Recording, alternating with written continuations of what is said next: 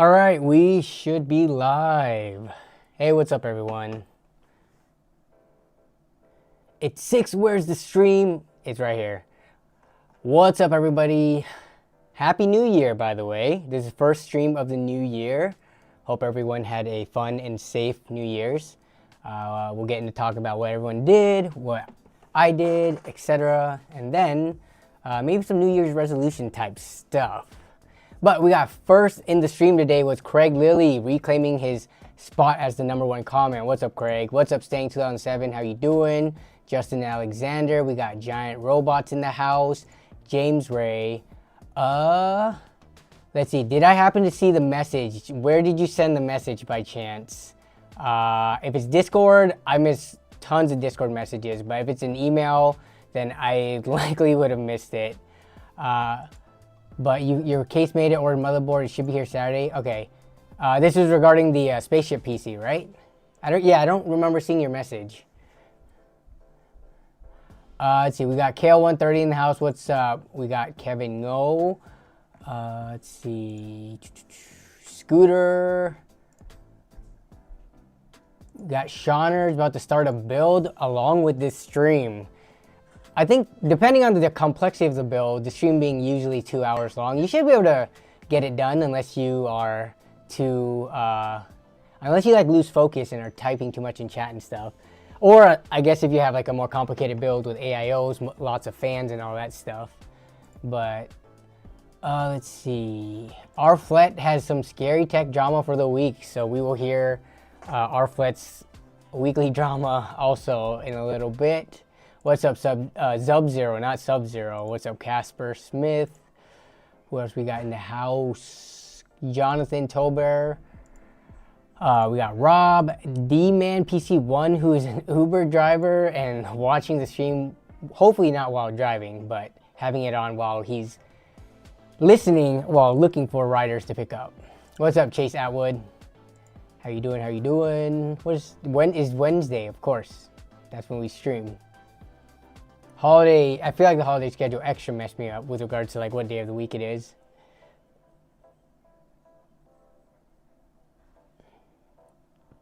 Craig Lilly says, what's your New Year's resolution, Danny? Mine's 3440 by 1440. That is also my New Year's resolution. That's been my resolution for the last couple of years now. Where is my LAN video? Where's LAN video? Gosh darn it. Of course, I will address the LAN video, which is kind of the title of the stream. It's New Year, still old me with the LAN party video. But the fact that the pre-video went out, I have been under the gun to get the final video done. It's coming out for sure this week, okay? That I can promise you. I tried to get it out before New Year, but that was very what's it called? Ambitious of me.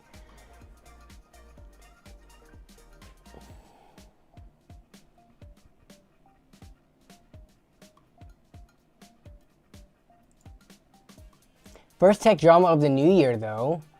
Windows Central reporting that Ace Magic is selling mini PCs. Ace Magic. I wonder if they've ever hit me up. Ace Magic mini PCs. Give me 1 second. I need to set up let me see. Here we go. Here we go.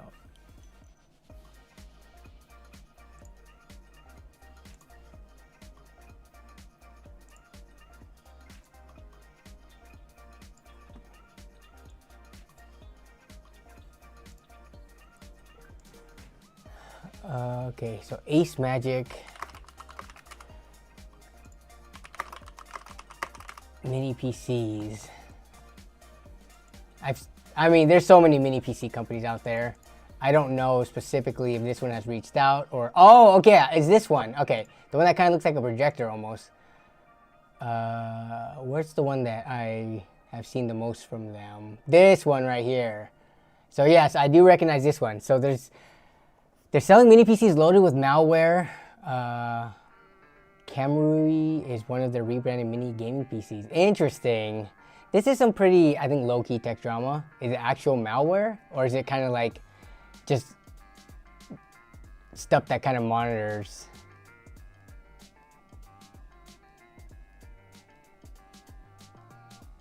From your Temu video and as a fellow benchmarker, I love the graphs. Do you have all that? Yeah, that's all set up. I did it on MSI Afterburner. You can go in and I've never made a video tutorial about it, but all of that is done. You can even do more advanced stuff with MSI Afterburner and Riva Tuner than I do, but I just use pretty much the basics. And yeah, maybe one of these streams I can show how it's done in the settings, but it just takes a little messing around with in the settings to get everything you want. Like combining the different groups together so that you can have multiple things on the same line, all that stuff. But yeah. Hello, is it okay to delete the OS that is on the hard drive if you already cloned it? So the biggest test with this is once you clone your boot drive to a different one, unplug everything except for that new boot drive that has been cloned to, and make sure Windows starts up and is there with nothing else plugged in. Sometimes when you do cloning, what's it called? Like the boot managers and stuff don't fully get over there. So while you have the old drive plugged in, it will still work. But if you unplug your old drive, even though the new drive have most of the clone stuff there, sometimes you can run into issues booting up. So yeah, just once you do your clone, unplug everything except for the clone drive, make sure you can get into Windows and everything is there. After you do that, then you're fine to delete your old drive. So yeah. Where's the LAN party video coming out? It's coming out this week. I can actually show you the timeline. Let me see. Yeah, I wanted to get it out sooner, but you know, it's one of those things where working on it isn't as simple as just sitting down and just working on something that's this crazy. So I need to make sure there's no Melissa's face footage while I show this. Okay, let me see if I can do a window capture. So we'll do Premiere Pro, here we go. All right, so here is the timeline for it. Oh, it's not gonna show you the previews, I guess I'm fine. But yeah, so if you see, I can zoom in. So this is all like the different clips and stuff. Yeah, I don't know why it doesn't show when I do the window, but you zoom out. If you take a look at the number down here, so my goal is to get the video under 3 hours. I know people have been asking for the LAN video to be longer, but I just don't think it's feasible to make it super long. But if you look at the timeline, so I'm down to 7 hours of footage left, but this is when I can really crank through and start deleting more stuff. But yeah, look at some of these sections in here. Like, look how little these partitions are. Like, I can just keep zooming in and zooming in and zooming in. So that's how many little clips and stuff makes up. Let me look at my bin actually. So if you look at the bin here, all the footage, does it not have a count for us? But this, how many files is it? Let's see. LAN party stories, Canon footage. Yeah, so there's like over 500 like, you know, video files. Some of them are like in the minutes, some of them are like multiple minutes long. So it's just, I'm working through it. I promise I'm not just like, you know, not making any progress. It's just a super long edit. Yeah, look at here. Like, this is still 6 hours of footage, but I'll get it done. That hurts my head. I do, dude. The biggest annoyance for me is, this happened last night. So I do have autosave set to, I need to set it to every minute because yesterday I was doing a lot of work on blurring out. Like, I blur out license plates, my home address, my wife's face, and tracking the blurring in these videos can be difficult sometimes because the camera's moving too much. So I spent like a good 10-15 minutes working on that. And then friggin' Premiere Pro crashes and I didn't save after I finished all the blur tracking. So then I just lost like a decent amount of progress and I had to go back and redo it again. And it is super tedious to have to blur out people's faces, license plates, and address on my home. So it's just small stuff like that are setbacks. But I mean, this will be released this week. So I'm gonna get a good chunk of this done tonight, and then just gotta watch through, make sure I don't miss any of the blurs that I need or any of that. Yeah, it takes so long. If you're a video editor and you've ever tried to track blurring of anything, it's difficult. Especially like the shower scene too, when I gotta blur my, you know, private parts and stuff, that takes a while. Just stream the next LAN party live, no editing needed. Yeah, that'd be a little bit too much. Okay, but if I'm gonna be honest, the LAN, it's obviously, so when I edit the LAN footage, I try to capture the highlights of it, and it still ends up being like 2 hours long, right? During the actual LAN itself, there is there's a fair amount of downtime where we're just hanging, chilling, not really, or gaming, like where nothing exciting is going on. So that's the only issue with if I live stream the LAN. It's not gonna be highlights and stuff like it is from the video. There is a lot of downtime. Sometimes we're just chilling, waiting on people to finish showering or running to the store, or just everyone's doing their own private game sessions and we're waiting for people to get to a good point so that we can game together. So yeah, I don't know if a live stream, I've thought about it before, but we haven't done it yet. Yes, I do edit in Premiere Pro. Yeah, Premiere Pro, Creative Cloud, whatever the heck the newest version is. Okay, so one thing I do edit though is in Premiere Pro 2023 and not 2024. Because when I tried 2024 with the Intel Arc graphics card, it was getting artifacting. In one of my videos, actually the video of me upgrading to the Arc, or not upgrading, side grading to the Arc A770, for whatever reason, it had a ton of artifacts in it. But then ever since I started going back to Premiere Pro 2023, there's no weird interaction and all the edits and stuff have been fine. So, yeah. All right, Shauner, I think I missed your question earlier. Your first question back there was Intel 12600K or AMD AM4 between a, whoa. I mean, that's a huge difference. Will be AM4 between a 1400, a Ryzen 5 1400 all the way to 5700X? That's a huge span of performance ranges. If you're making a budget build, honestly, if I had a Ryzen 5 1400 in hand, I would love to make a video on that just because it was the most entry-level Ryzen 5 from the first generation. It would just be interesting to see how that does. And I forget, is that one 4-core 8-thread or is that still 6-core 6-thread? Ryzen 1400. That one was...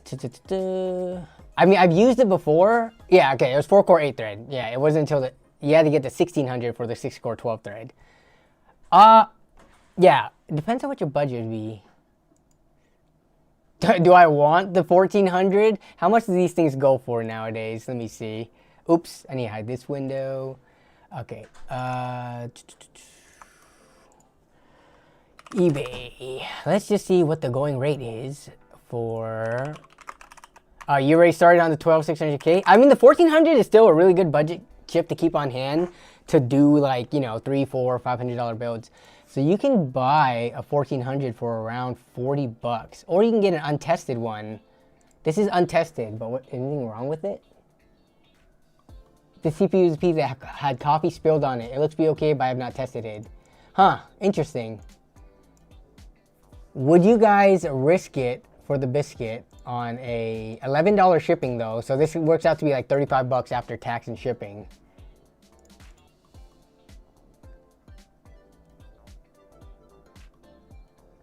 The issue with me, I'm very skeptical about buying 4 parts or working, even if someone tells the story of... So, if this was truly the story, if the PC had coffee spilled on it and the coffee didn't really get into, you know, the CPU socket and it didn't hit anything that would cause, you know, the CPU to get burnt out or overcurrent or overvoltage or anything like that, right?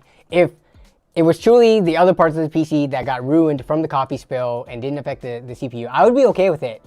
But I mean, how do you know that the person didn't just make up this kind of story that sounds kind of, you know, tame to try to move an already known dead CPU? I'm like super skeptical about this stuff. It's so easy to scam people and trick them into thinking you have a like high chance of getting a working CPU that I would not get this. Coffee Lake, lol.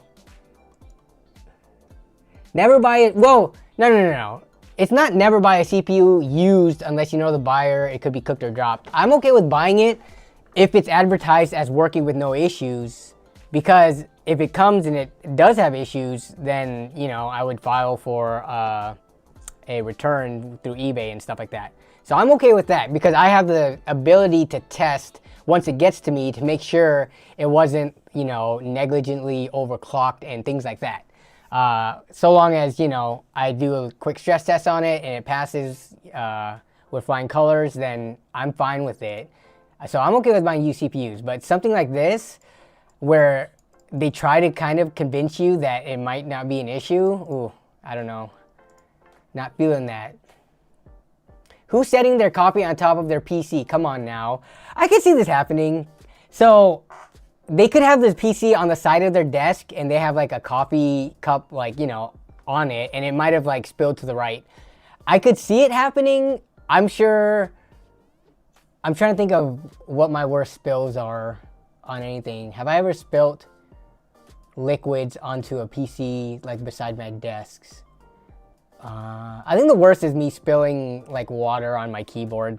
I've done that a couple of times, but it's just water, so it's fine.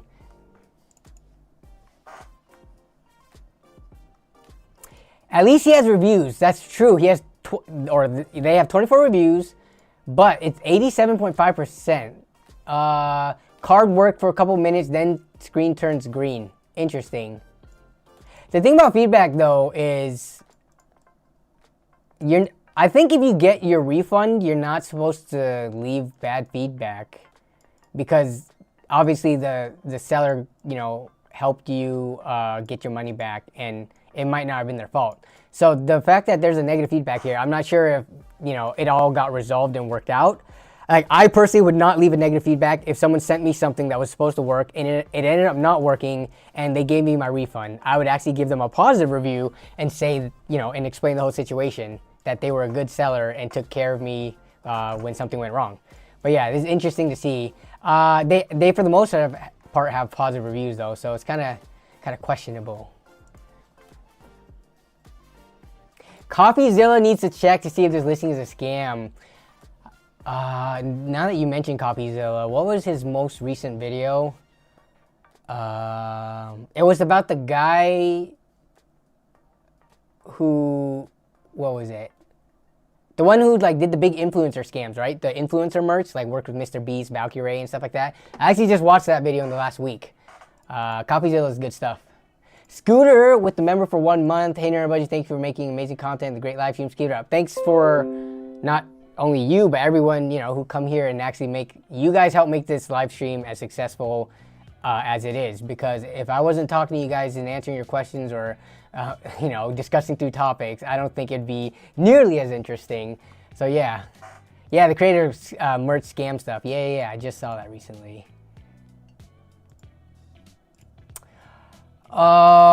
Is 850 watt PSU overkill with the 830, 86 with 5900X? That'd be good. No, 850 watt PSU is fine for that. With regards to if it's enough for future upgrades, it's hard to answer that. I would say for the majority of people, 850 watts is all they're gonna need. But there's gonna be those outlier cases of people who wants to go up to like a 4090 with, you know, a Ryzen 9 or i9, and also just kitting out their entire PC with the most high-end components, pushing overclock and stuff. I would say for like 99% of people out there, 850 watts is fine, and you'll be fine with future upgrades. I think since you're asking this question, you will likely fall into that 99% that 850 watts would be fine for. Hey Danny, is the next LAN party story coming soon? Yeah, it is coming soon. And again, I apologize. I expected this to be the case where people were probably wondering why usually the first part of the LAN party stories video drops on like either a Wednesday or a Friday, and then the other part drops like 3 or 4 days later. I got way too ambitious and thought I could finish it by Sunday, New Year's, but it ended up being that I could not get into the groove of like good editing sessions to get it done. I kept on getting distracted. I spent more time with Melissa. We took a trip down to Oregon for one of the days. So like, yeah, I definitely took like a nice break this holiday season. So, but I've been working on it. So it will be coming out before the end of the week. Promise you. You saw the WoW messages. Yes, I was playing WoW too. It's not that I was neglecting my duties of finishing the LAN party stories videos and playing WoW just, you know, all day. It's more of, I go to WoW and like check my auction house, my bank, maybe I farm for like 30 or 40 minutes as like a break.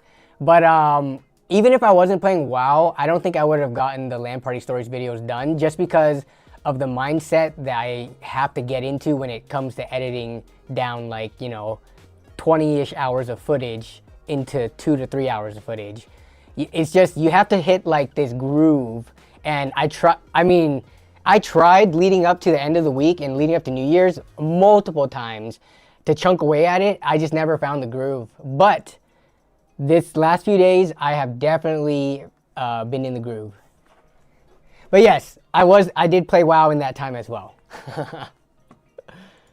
I actually did my first raid this past week on hardcore. I did both AQ20 and ZG and did not die. And I got some gear, so that was nice. For anyone who knows WoW lingo. LQDZ, hey, I'm new to the stream. Welcome to the stream. It's not too often that we get super new faces in here. We get new faces, you know, every once in a while. Returning new faces even less often. But yeah, so this stream is every single Wednesday, same time, 5 p.m. Pacific. We just talk about PC, tech, nerdy stuff, and yeah, we actually try to help people as a community. It's not just me. People in the chat chime in too. Help people make decisions for their PC purchases, help them look over their PC part picker lists, help them deal hunt, find some parts if they need it. We do all that kind of stuff here. Week by week, you know, the schedule and the content varies, but for the most part, it's just a chill, good time. So welcome to the stream. Hope you're here for the long run. All right, so we have been chit-chatting for 20 minutes. I wanted to talk about New Year's goals and resolutions, just because it feels weird. I had to type in my first date earlier today when I was naming the thumbnail for the stream, and I date all of them. And I put in 1/3/2023, and then I realized, wait, it's not 2023 anymore. It is 2024. So we are in the new year, 2024. Are y'all the type of people to do New Year's resolutions? Do you usually make New Year's resolutions? This is gonna be the first poll. Who out there does New Year's resolutions in terms of trying to set goals and stuff for themselves in the new year, or whether it be, you know, signing up for a gym membership, trying to work out more, or read more, whatever it may be.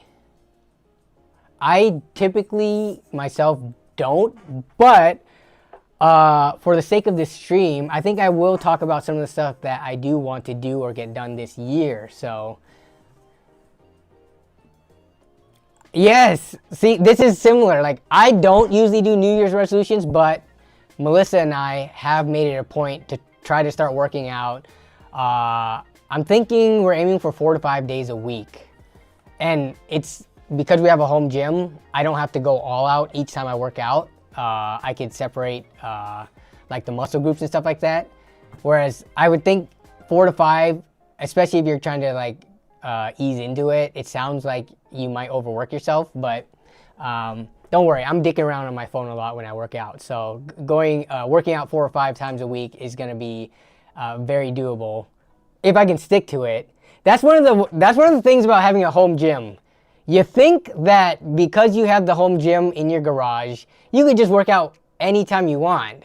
But that's the downside to it. Because you have that mindset, you could easily push it off to later in the day, which turns out to pushing out later, like in the week. And then you just, you know, you go these long stints of not working out, and then you just get out of it. So I myself am trying to get back into a very regular workout schedule. It's tough. How old are you? You look 25, but you said you're older. I am 34. Wait, how old am I? Yes, I'm 34. I'm getting to the age where I almost forget how old I am because it doesn't matter anymore, right? Like when you turn 18, that's pretty huge. You're considered officially an adult. When you turn 21, that's pretty big too. You can start drinking. When you turn like 30, that's pretty big because that's a decade milestone. But anywhere from like 30 to 40, it just doesn't matter. Until you hit that next decade milestone, it doesn't matter. But yeah, so I often have to look at the year and backtrack. So it's 2024. My birthday is in the summer. So I am 34, turning 35 later this year.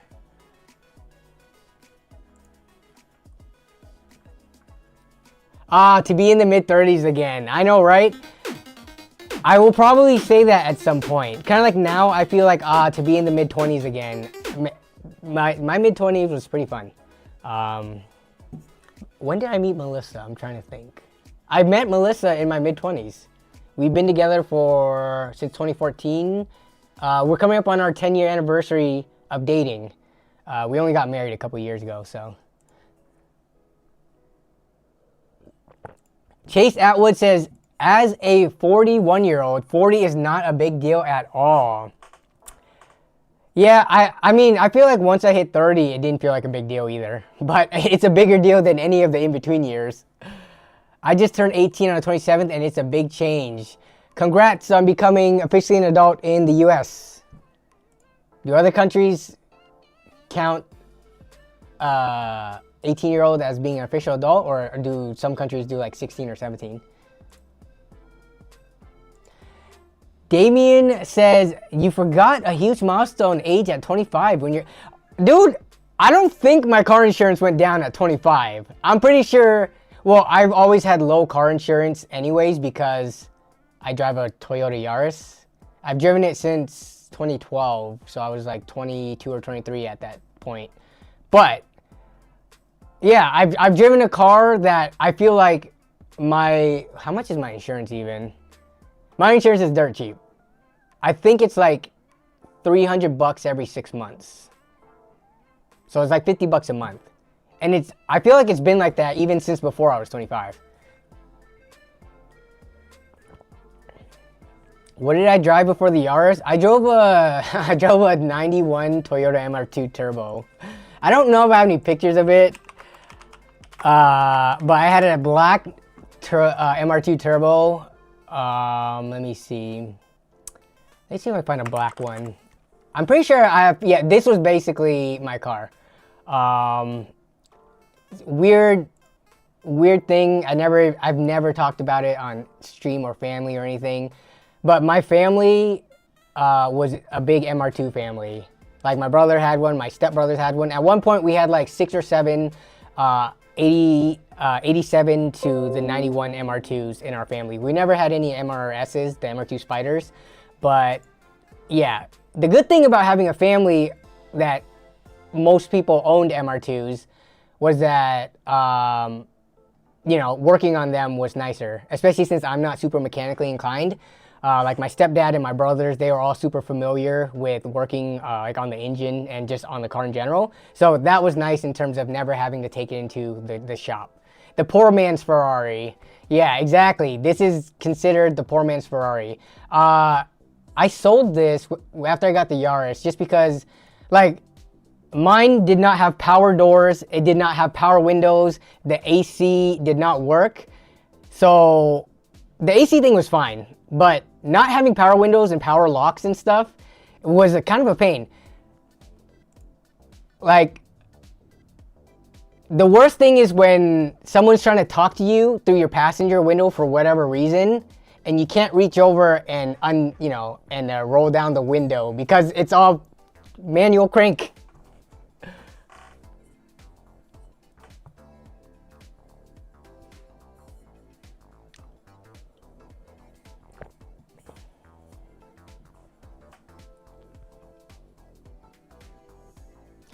Tasman Rick says, Nerd on Budget, I was wondering, do you sell PCs? No, so I don't sell PCs to like viewers. I could get into that, but Honestly, it just sounds like a headache to have to deal with customer support. I could do the Zach thing where once I sell you the PC, it's sold as is. But I don't know. I would much rather sell it to friends and family and stuff, where if something goes wrong, we can like get it taken care of, and there's not like a high expectation of like, oh my God, you tried to rip me off type of thing. Like, it is, I know they say like playing tech support for your friends and family is like not ideal, but the people that I sell my PCs to, like within my friend group and family and stuff like that, they are the type of people where if something went wrong with the computer, they're very understanding, and when I tell them like, oh yeah, I mean, that's just like, you know, a random thing that happened. It's because we use used parts. You save money. There's a risk with using used parts. We'll get it handled. And they're cool with it. It's not like a customer who is not personal or doesn't know me as well, and they could potentially try to go on Reddit and complain that I sell bad computers or something like that. I don't know. Alternate universe? No, I'm not a good mechanic at all. Honestly, I hate working on my car, but with my Yaris, all I have to do is change my own oil because, dude, you know how much oil changes cost? So I remember oil changes back in like the mid to early 2000s when you could go to the oil change place, they'll change your oil for 20 bucks and do everything. Which that would, oh man, to me, I know there's pride of like working on your own car and doing your stuff, but back then, getting a $20 oil change, that's like most of the cost of the oil, and they'll dispose of it for you for free, and you don't get your hands all dirty and you have to use like Orange Clean to clean it up. But nowadays, even for a super basic car that uses as little oil as the Toyota Yaris, oil changes are like 50 bucks where I am. I could just buy the oil. The oil is still like 20 bucks. So I just buy that in the filter, and then I do it myself and dispose of the oil. But yeah, my Yaris, the only thing I've ever had to do with it maintenance-wise is oil changes, and I've driven it for over 100,000 miles. It has like closer to 150,000 because I'm not the original owner, and it's been running good. Like, you know, it's a timing chain, so there's no timing belt. No, don't have to deal with any issues with that. I've changed the serpentine belt because that starts to squeak and like crack up after like, you know, a while. But it's a very easy to maintain car, which is why I drive it. But even though I do all that stuff, I hate working on my car. I don't know why. It's just not my thing.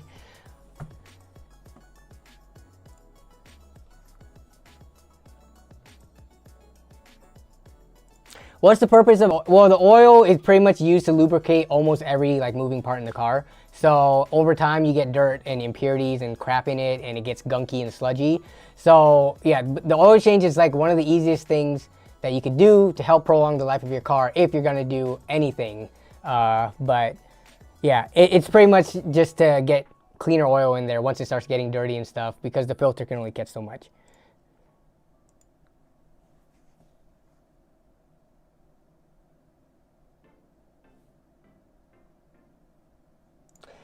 Let's see, what is Triz asking for? Yo, I'm 13 trying to start content creation and build a i5 3470 GT 1030 setup for 75 under 2 weeks. Is this good for a first build?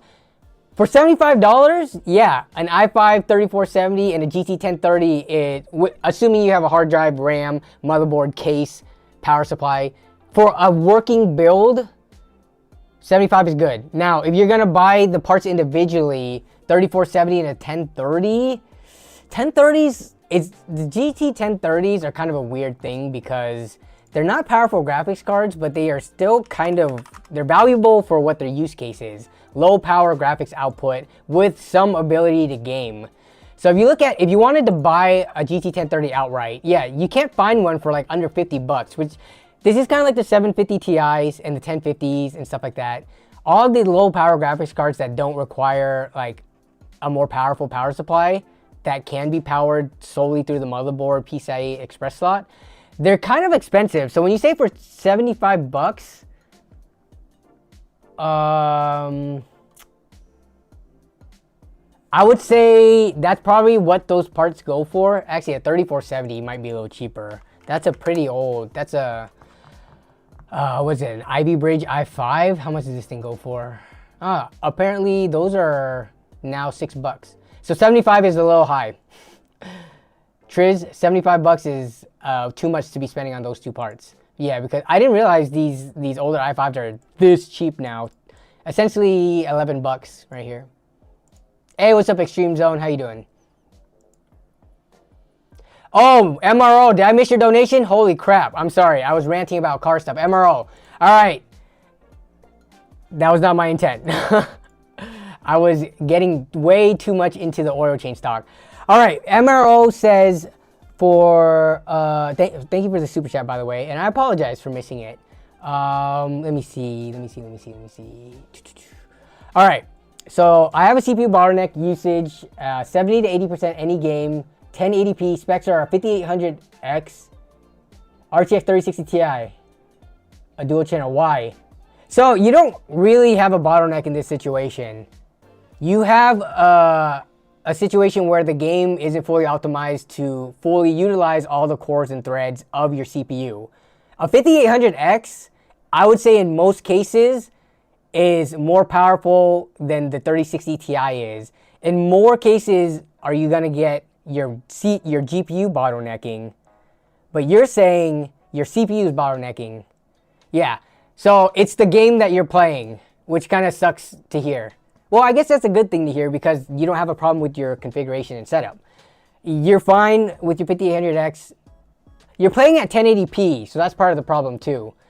If you really wanted to push your usage up, change to 1440p, or I don't know if you're playing on Ultra. Maybe if you up your graphics to Ultra on 1080p, you could get that GPU utilization up a bit more. But the biggest takeaway is don't worry about bottlenecks. Especially when you have parts that are this is a good pairing of parts. Most people would say that you could probably throw a 3070 or even a 3080 in there paired with the 5800X and be fine. So yeah, don't worry about it.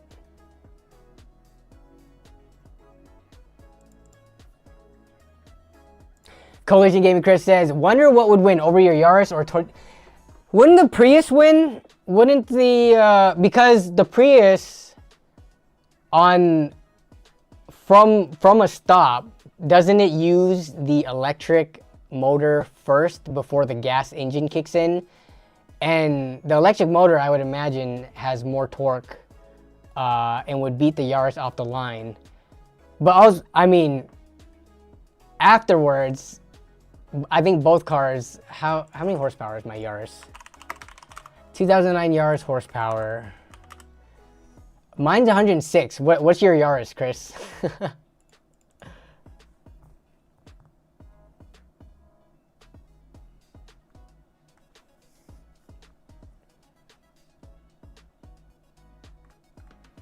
All right.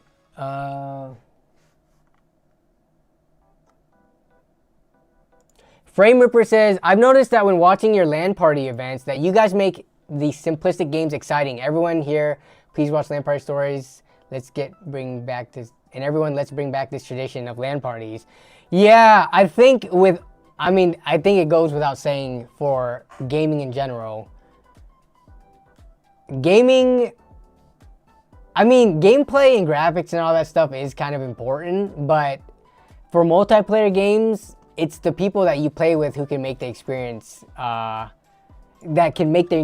so than the game itself. And yeah, this comment is exactly that. Like, we play some stupid games sometimes, but we are having the best time of our lives.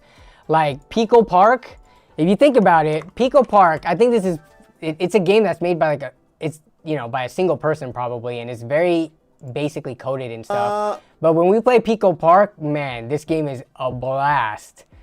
And this is like a super cheap game too. So yeah, it's definitely, if you have the right group of people to play with, you can make any game fun. Okay, I kind of take that back because I don't think I could ever, actually no. So during the LAN party stories, they love playing Civ, like Civ 5, Civ 6, whatever. I can never get into that, but I think if everybody played, we could have a pretty fun session. It's just really hard to convince that many people to want to play the Civ games. I hate turn-based games, so if anything, yeah.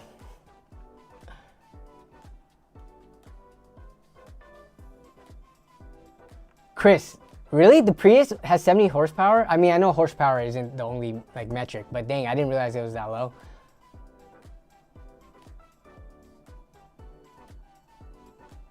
Is there a reason you don't have a Tesla? We've talked about electric EVs in the past streams.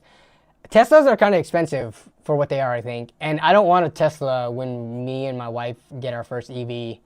Honestly, I'm waiting for Toyota to see if they can release anything that's worth, that's more on the budget end.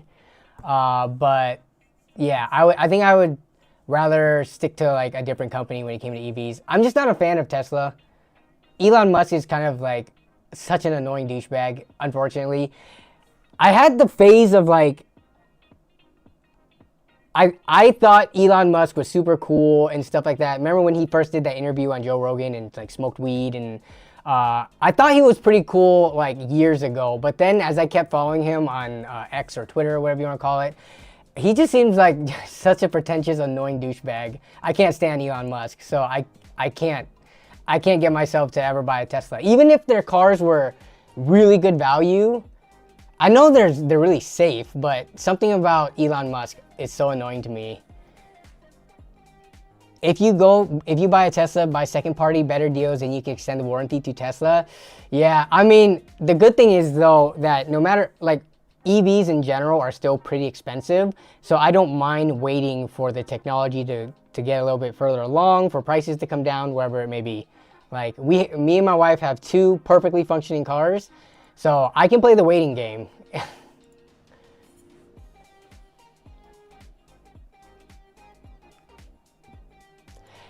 Look up Alpha Motor Corporation. They're making some cool looking electric vehicles. They sound like any of like the newer companies that are like popping up, or even if this one's not old. Yeah, a lot of them have cool vehicles. They're just super expensive. Alpha Motor Corporation. If you have a cool looking EV, you know it's not going to be cheap too. A truck. Yeah, we probably wouldn't get a truck. We need a family car for when we start a family. I mean, yeah, they do have some pretty cool looking cars, but none of them, we would kind of lean towards a SUV type. How much are these? Do they list the price? I mean, these aren't going for anything less than like 75K, I bet. Can I reserve this? How much is this thing? Oh, no. Oh, okay, so 50K. 75 was a little bit high. 50K. But dude, that's the starting MSRP for the base model, and that doesn't... I feel like I went with my sister-in-law to help her buy a RAV4 recently, and the amount of fees and stuff that they tack on to buying a new vehicle, I was kind of like blown away. For a car that was listed, I forgot how much her car was supposed to be, but it ended up being like 8 or 9K over after. Of course, you got to pay taxes, which sucks because, on $50,000, that's a lot to pay on tax. But then they have like all the different dealership fees, like transportation fees, licensing fees, all that stuff.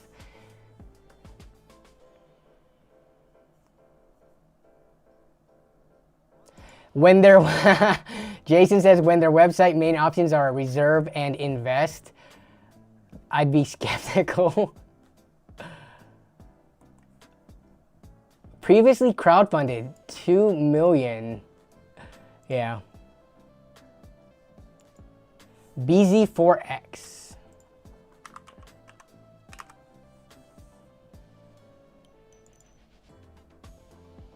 42, okay, yeah, and then this would be the size of a car that we would be looking at. And aren't these the ones, didn't we talk about these the other stream though? Or maybe it was, I was talking with my brother about it, because my brother somewhat recently got a Tesla. But this is the one that they had to recall, right?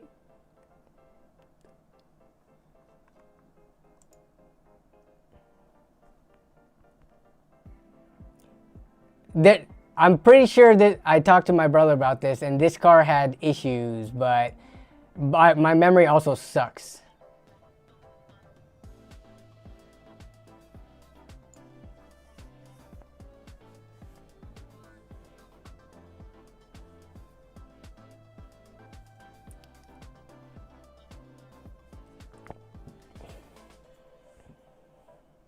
Yeah. We'll see. I don't know if 2024 would be the year of us getting our first electric vehicle. I would say 2025 would be much more realistic. Just hopping in, have you looked at Rivian? Yeah, dude. The only thing about the Rivian is the price. Let's see. What does Rivian have? Yes, they do have this. Let me order this. How much does this cost? Explorer. $92,000. I don't know, man. I don't know. That's a lot of money. That's a down payment on a house. That's after tax. That's a healthy salary. 1 year's worth of salary. More than a year's worth of salary after tax. It starts at $78,000, which is also a big chunk of money when there are cars that are closer to half the cost. But, I mean, I think Rivian, it definitely looks like a more premium car. Kevin Ngo, as a Tesla owner, would buy a Mustang EV. You could probably buy 3 to 4 Yaris's with 92K. You could buy 3 to 4 new Yaris's, brand new. Yeah. Yeah. What's Nissan have? All electric, 43,000. Oh, this looks pretty nice. What's the range? Up to 304 miles. Okay. Why did they choose this as the promotional material color? But yeah, so I mean, something around this size, probably around this price point, yeah, in like the low 40s, low to mid 40s. It would be nice if there's even more budget versions in like the high 30s, like 38,000 or something, but we'll see.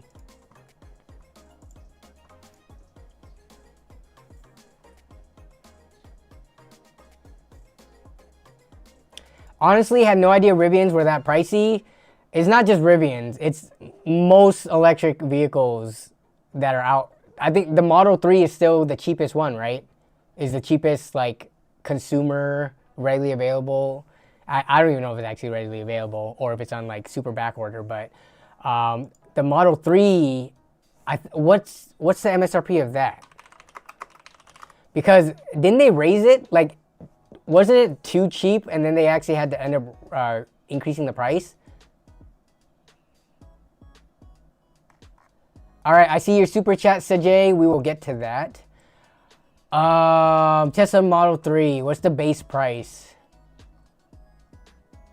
It's like in the 30s, right? But I don't know if I don't know anybody who's ever actually bought a Model 3 for the, you know, base MSRP. What's the price on these? From 38,000. When it first released though, or this is a 2023 one, wasn't the launch MSRP of Model 3s less than this? Like for the most base model? And then once you start like adding in the stuff from the packages, it's more expensive. Yeah, you can get the performance one for 55,000. That's a big price difference. 35,000 in 2019. They were available for 35,000. Doesn't look like that's available anymore.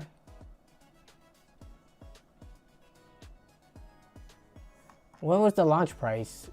Release price. $35,000. Yeah.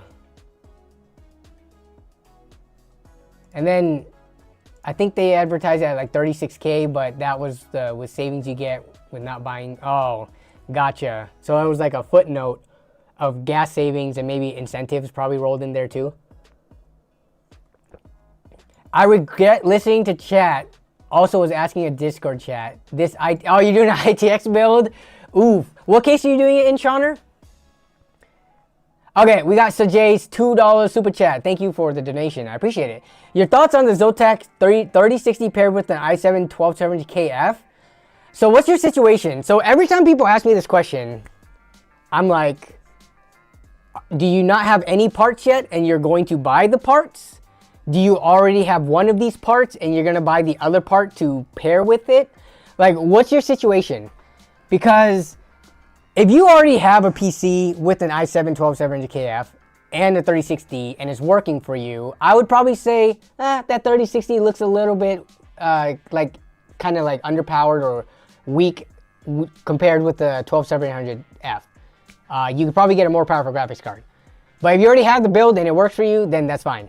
But if you're about to go buy these parts, I would say, what are you using it for? Gaming? You could save some money going for an i5 12600 and then getting a 3070 instead, you know, rebalancing the build. So it just depends. I already have the 3060 and I want to know if this is a good pair. What do you guys think, chat? I would say, how much is a 12700KF? I guess we have to look at the pricing. Let's just look on Amazon. What the heck, Amazon? Why are you asking me to do this? PMJFH. So 12700KF. I don't know what you are able to get it for, but they look like they're going for around 260. And then what's the 12600KF? 182. Dang, man. I feel so lucky that I got them for $100 on Black Friday. Yeah, so it's only 80 bucks more.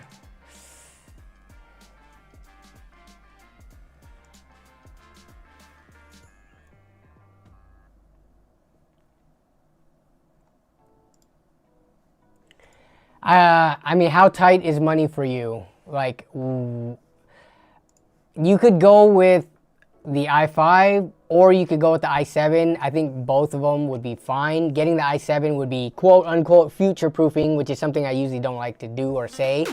But there are use cases for getting the i7. If you're just gaming, you should be fine. I hate future proofing. Who the heck? Gnomed. How many? 50? Gnomed with the 50 gifted memberships. Thank you, Gnomed. We got Gnomed in the new year already. 3 days into the new year. Gnomed, Happy New Year. Frame Rippers, I'm going to get to your super chat as well. Gnomed, thank you for this 50 gifted memberships to all the members. We appreciate it. Dino Nuggies in the chat for Gnome. But yeah.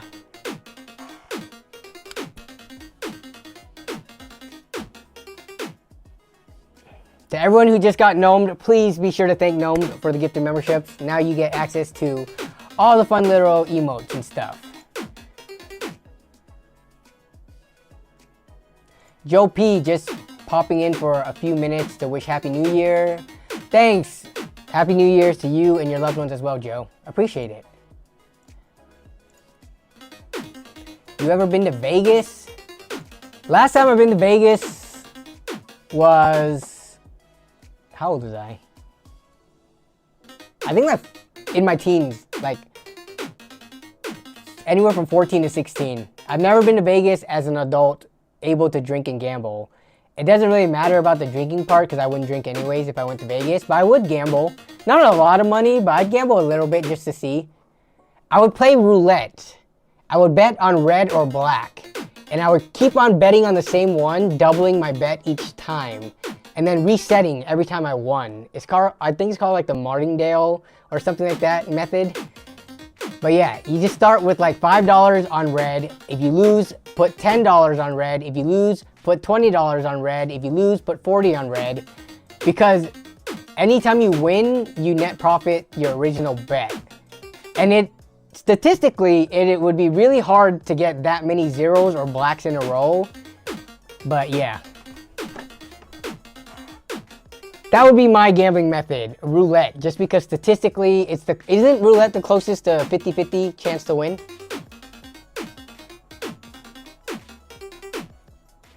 I know I gotta go to Vegas. Melissa actually wanted to go to Vegas. She doesn't gamble, she doesn't drink, but there's a lot of good concerts and restaurants in Vegas.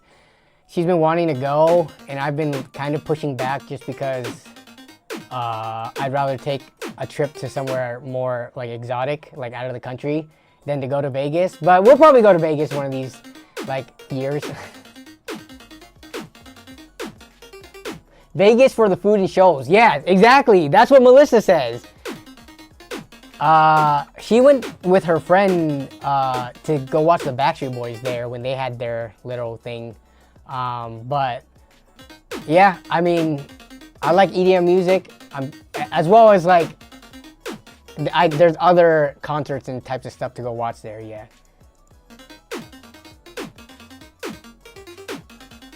Well, yeah, so same with Chris, wife and I like exploring the different restaurants and shows, big draw for us, yeah. That if I went to Vegas, it would be mostly that with a little bit of gambling, and I'm pretty sure like no drinking. I'm just not a drinker. Though, question, is marijuana legal in Vegas? I guess I could Google it, but I'm curious if anybody in the chat knows.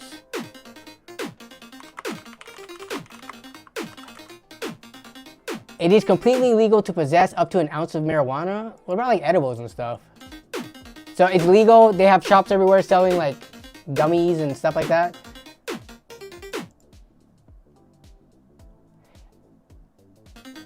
You don't drink either, Kevin? Okay. All right, I gotta get to the super chat before I forget about it. All right. Frame Rippers, thank you for the $5 super chat. I appreciate it. Invest in a black stone griddle with an air fryer. Perfect for feeding larger groups of people. Perfect for LAN parties. All right, black stone griddle. We're gonna look this up right now. I think I know what you're talking about. But, oh, yep. Yeah, okay.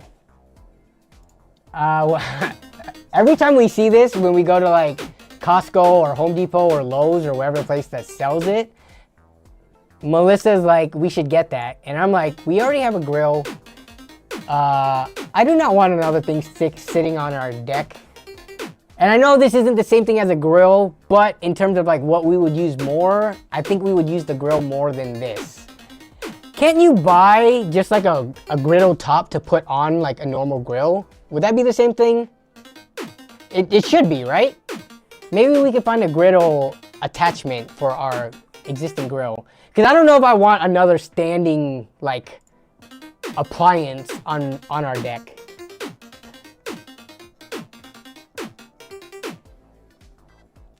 Yeah. So yeah, the griddle I know is nice, just because you can do like, especially breakfast, man, making pancakes, bacon, eggs, sausage, something like this would be super nice. Like yeah, every time we do LAN party breakfast, we're limited to like, you know, a couple of pans, and those even have limited space. We do have an electric griddle we never use though. Like I got from a White Elephant one of the years. We got one of these electric griddles that is just plug in. But we never use it because it's like, it's stored like somewhere high up in the garage, and it's an inconvenience to pull it down and put it away, and I'm lazy, so we don't use it all too much. All right, let me turn down the Spitfire alerts before people go crazy. I'm gonna turn down a little bit. We only use ours to do our own Korean barbecue. Yeah.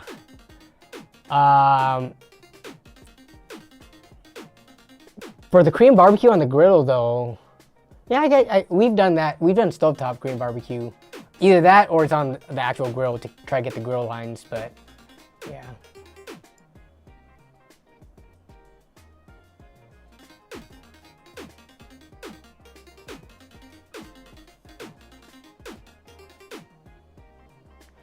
You can, but it's hard to find. Yeah, the thing is the fit, especially since I've got a freaking cheap, I got the, what is it, the Lowe's grill. My grill is the Charbroil brand. And I would imagine that since it's not like a Weber or like a more popular brand, there's less like accessories out there for it. I don't know if this is my exact model, but I got one of these cheapo, you know, like $200, $250 grills. It's been working fine. I built the grill on stream actually, but it works fine. We actually just used it on Christmas. We actually did Korean barbecue short ribs for Christmas. So it's still working fine, but yeah, probably harder to find accessories for stuff like this. When's the LAN party video dropping? This week. It is going to be this week. That is for sure. Sorry, I know. It was supposed to be on New Year's Eve, but I couldn't get it done. Never had Korean barbecue. I'm missing out. Where do you live, Madness? There's gotta be Korean barbecue places around you. Even if you live in the remote middle of nowhere, I feel like, okay, maybe not in the middle of nowhere, but if you live near any city that has an airport within an hour away from it, I feel like there's just, even in like places like the Midwest or something, there's always those random restaurants that people put in the middle of nowhere because there's no competition and it's the only source of that type of cuisine around. Walmart has tons of clearance Blackstone grills every August after summer. Interesting, okay. Maybe we'll look into it. But again, it's kind of like with the ice machine thing, which I still have sitting on the ground right here. I'm not trying to have like a billion appliances and stuff just around. And with stuff like this, it's not easy to store. So I gotta think about it. Maybe if I got a really good deal on one, we're talking like sub $100, then I would consider it more. If the price is low enough, then yeah, sure, I'd consider it. But if it's, you know, not an insignificant amount of money and it takes up a lot of space in my house, then I am less likely to want to buy it.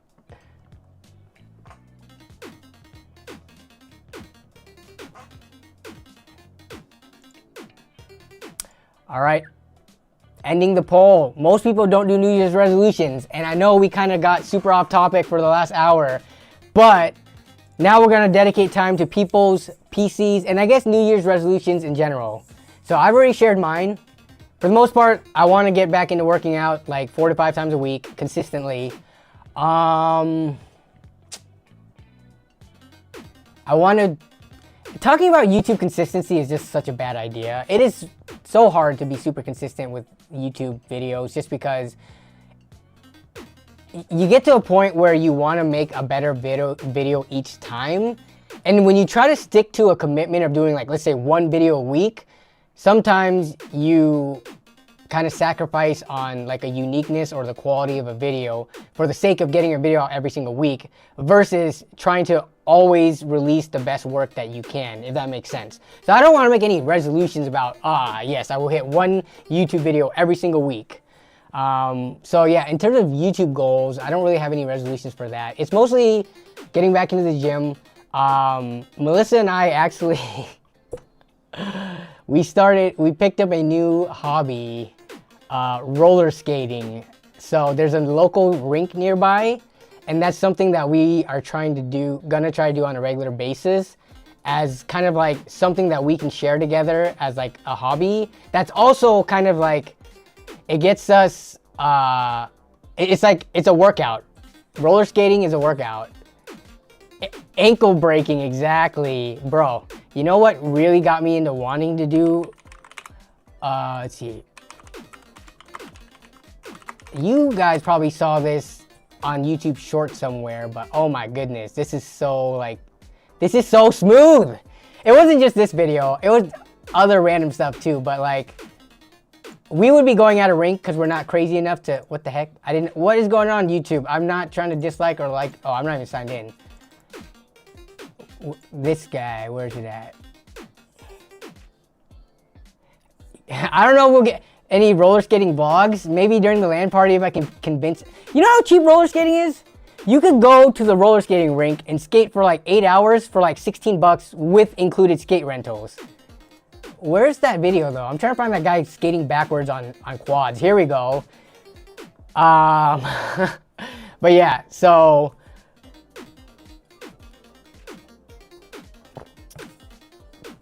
that's what we're gonna be trying to do on a pretty regular basis.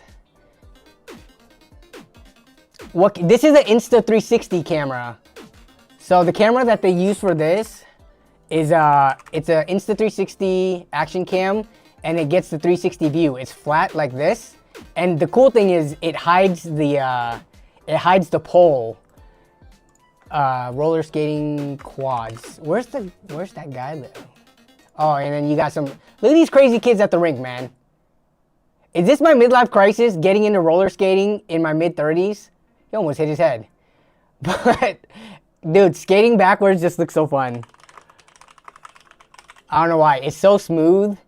Let me see. And we got a, oh, here we go. It's just so smooth.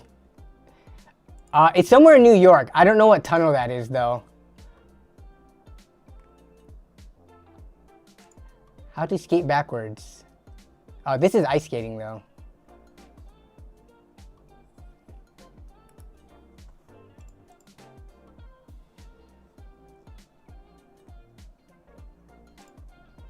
Backward skating. But yeah. Anyways, back to the New Year's resolution. Rather than New Year's resolution, how about New Year's goals? That way the pressure is off. Exactly, yeah. If you guys have New Year's goals, then for sure feel free for those too. If you have any PC goals, I'm just curious, like what do people have in terms of their hardware and their system right now? And what are you trying to upgrade sometime within this year?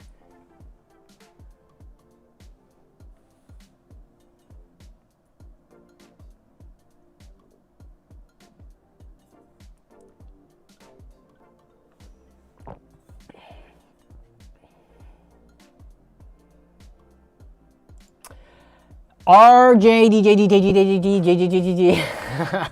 Your name is ridiculous, but are the stock fans in the H5 Flow from NZXT good enough, or should I replace them? So I am personally a fan of stock fans because they already came with the case, and I have never used a stock fan. Wait, let me think about it. Can I say this? Yeah, even in the crappiest cases, the stock fans that came with them, because they are free and already included, have usually justified just using them instead of spending more money on additional fans. Now, that being said, it depends on how sensitive to noise you are. Temperature-wise, if I'm gonna be honest, spending on premium fans, that's like if you have extra money to spend. Stock fans are gonna move enough air to keep your PC, for the most part, and again, unless you're like on the bleeding edge of having the most high-end hot hardware, overclocking, doing all that ridiculous stuff. For most stock builds, right, even with some minor overclocking, so long as you're moving fresh air in and old air out, the stock fans should do a good enough job.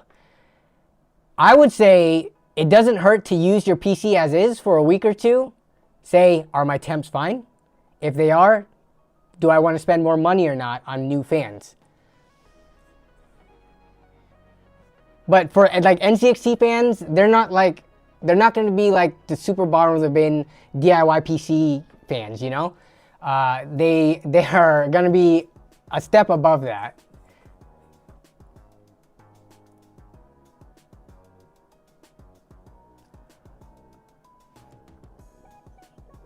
Can I check? Yes, I can check stream submissions. I can actually pull it up now since we're just chilling.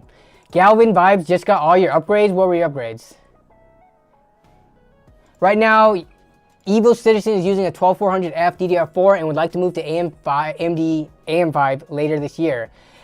Dude, 12400F, still very solid. But yeah, so if you do that upgrade, DDR4, you would be, so you're going new motherboard, new RAM, and new CPU.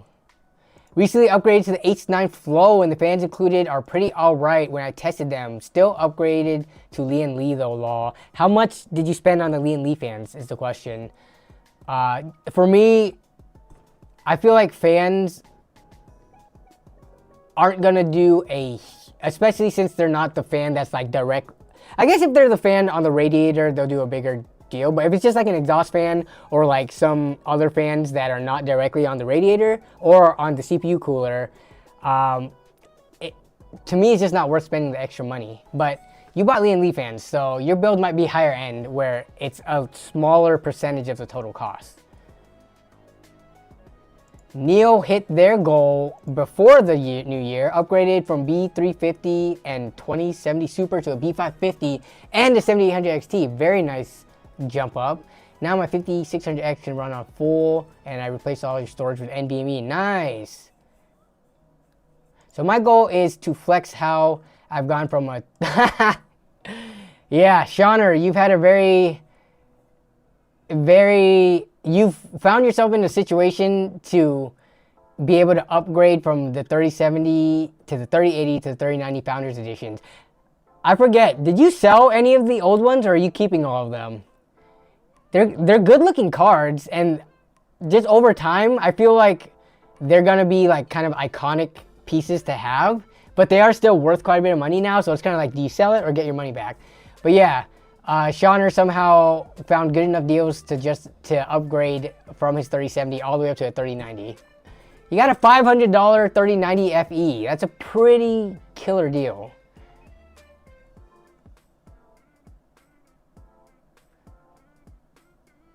Extreme Zone is not upgrading anything this year, but next year for sure, he thinks.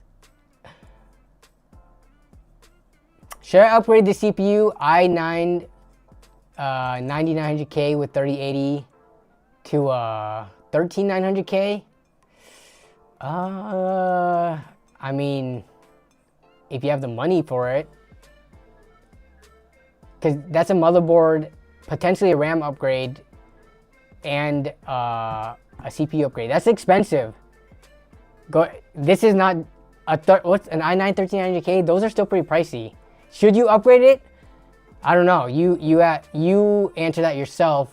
When you game, is that not the i9 holding you back? I don't know what games you play and at what resolution, but I would say that I feel like the i9 9900K would bottleneck the 3080 in some games.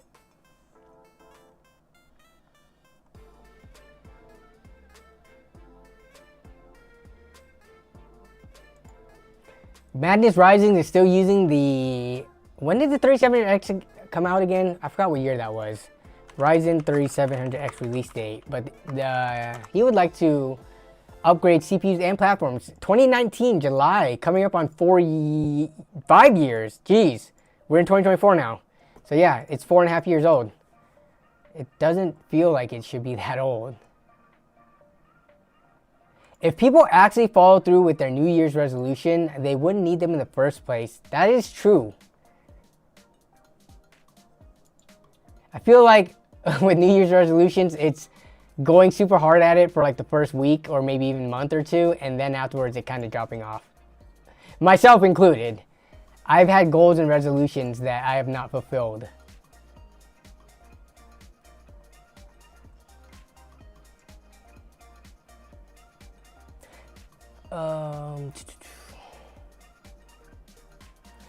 Neil Wesco says, man, I really wish DDR4 got the DDR3 treatment. I remember when that jump happened and the general consensus was just wait.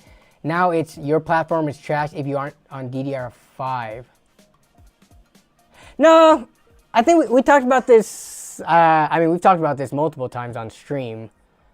I would still feel very comfortable buying parts right now. I just bought actually stuff with DDR4. The issue is if you go with a platform that has the option to do both, people like to, dude, let's pull it up again just because why not? I mean, we can, I think, who did the most latest testing on it? DDR4 versus DDR5. Was it Hardware Unboxed? Boom, 4 weeks ago, Hardware Unboxed. I think we pulled up this exact video not too long ago. We're gonna go to the summary. DDR5 7200 versus DDR4 4000. So we're talking about some pretty, decent RAM here, not bottom of the bin. We've got a Core i9 14900K, so no CPU bottlenecking here. We're playing at 1080p and probably with some powerful graphics card. 7% faster on average. Obviously, this is with gaming, not with even with rendering and compiling code and stuff like that. I don't imagine it being that much faster. So I don't know where all these people who think you have to go with DDR5 and hating on others who still choose to go DDR4. I don't know what they're getting their sources from, but I think DDR4 is still super perfectly viable.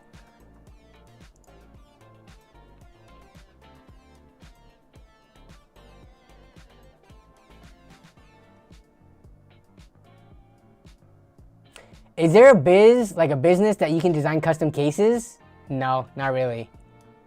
The most custom you're gonna get out of it is like getting them to spray paint it or like, you know, do the etching and stuff on it. But like to literally design the sheet metal and like all that stuff with tolerances, and yeah, I don't know of any business that does that. You kind of have to do that yourself. You have to be like, you have to get into either woodworking or metalworking or something like that and build and design your own case. I don't know of any company that provides that. Even if they were, it would not be worth the money. Like, to design your own custom case, it's mostly because of like the tooling required to do custom stuff. It's just not worth it if you're only gonna make one case.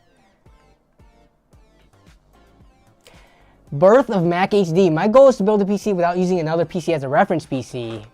What do you mean by that? You mean like not watching a guide on YouTube, or by not carrying over parts?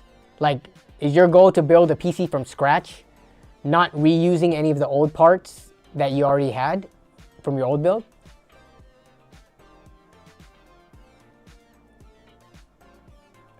I haven't heard anyone trash DDR4. Basically, if you're buying new, might as well go DDR5. I think depending on your budget range, like if you're still building stuff that's like 12th gen, even 13th gen, because they share the same socket, you could argue one way or another. But yeah, I mean, if you're still buying if you're still buying like AM4 stuff, you kind of don't really have a choice. I've seen people say, why are you building on like AM4 still? As if budget was not a huge consideration in most people's like build decisions. Like I've seen comments on Reddit and like YouTube comments where people are like, why are you still building on AM4 when AM5 is out? And why are you getting DDR4? I'm like, because the budget is calling for slightly older parts and DDR4. But I don't know.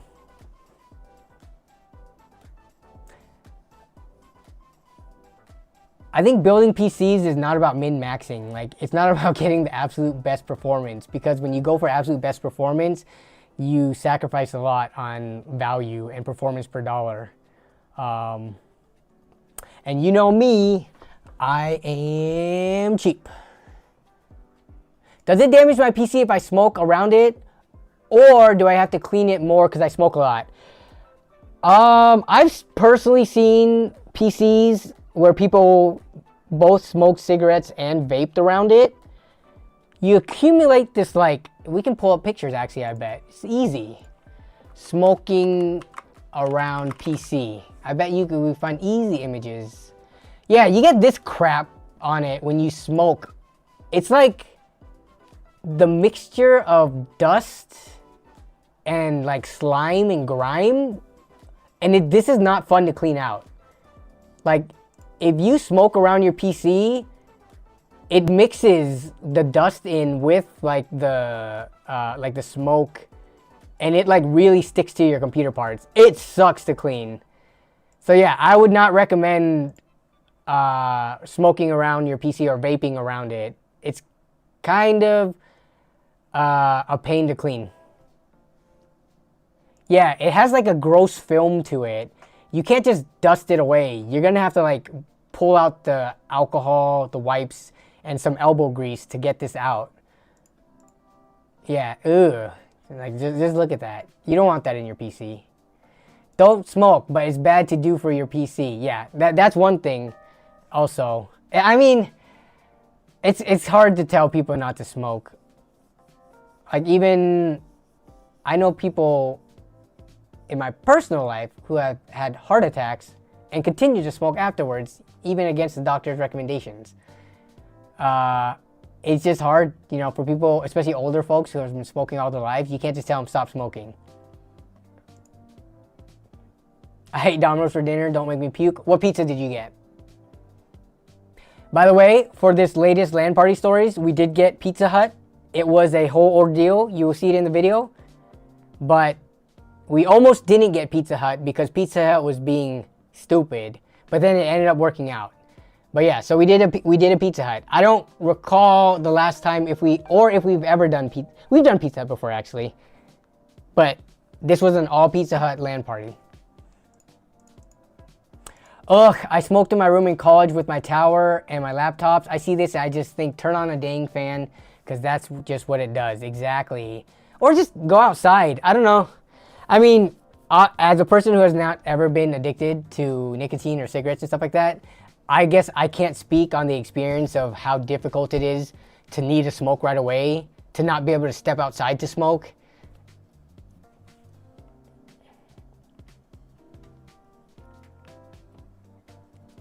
Half pepperoni, half bacon, large, one topping, $8.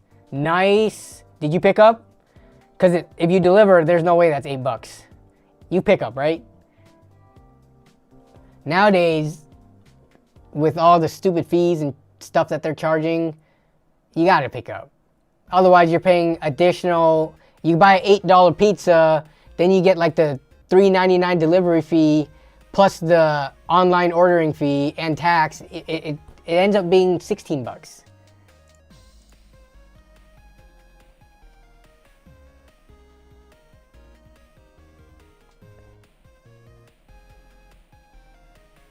Bertha Max says, going back to the question, I want to build a PC without using an old PC, trying to look at where everything go. Okay, got it. You're so against delivery? Me too. I get so frustrated when Melissa, because sometimes she just orders food, and she just orders it through delivery. Like, she's always paying an extra like $8-9, especially after tip too. There's the delivery fee, and then there's the delivery fee, there's another fee, and then there's a tip that you throw on top of it. It's just ridiculous. Even for like a $30 order, all that other extra crap is gonna bring it up another $10 to $12. Which is like, yeah, if you're lazy, go pick it up yourself. Yes, I would prefer to pick it up, but sometimes Melissa orders without asking me, and she pays for the delivery. And I'm like, we could have just gone and picked it up. It's like 5 minutes away. Stop being a lazy Zoomer, or I don't know what generation is used to door dashing like all their meals, but whatever that is. You still have to tip because they usually don't give any of the delivery fee to the driver. That's why if I do order delivery, I'm gonna of course tip, even though I'm so against tipping culture. Everyone should make like fair wages without needing tips. Why is it legal? We've talked about this before. Why is it legal for restaurants to pay below minimum wage and have the customers make up for it in tips?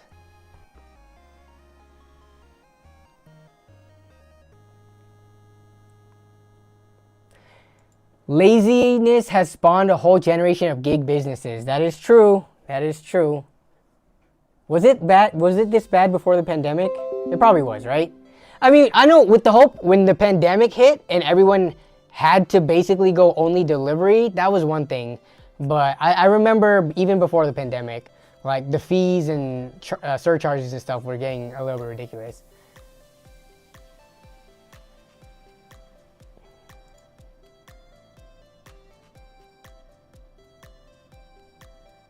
I get my groceries delivered every week. I pay for the Walmart Plus. So we have had, sometimes we order through the Amazon, what is it, the Amazon Fresh. Costco also has the delivery thing. So there are times where we have ordered groceries through it because all you have to do is tip the driver. There's no extra fees or anything. I think with Costco though, some of the items are a little bit more expensive. But when we do a big enough order, where like it ends up only being $7 or $8 more on like an order of like $100, then I don't mind.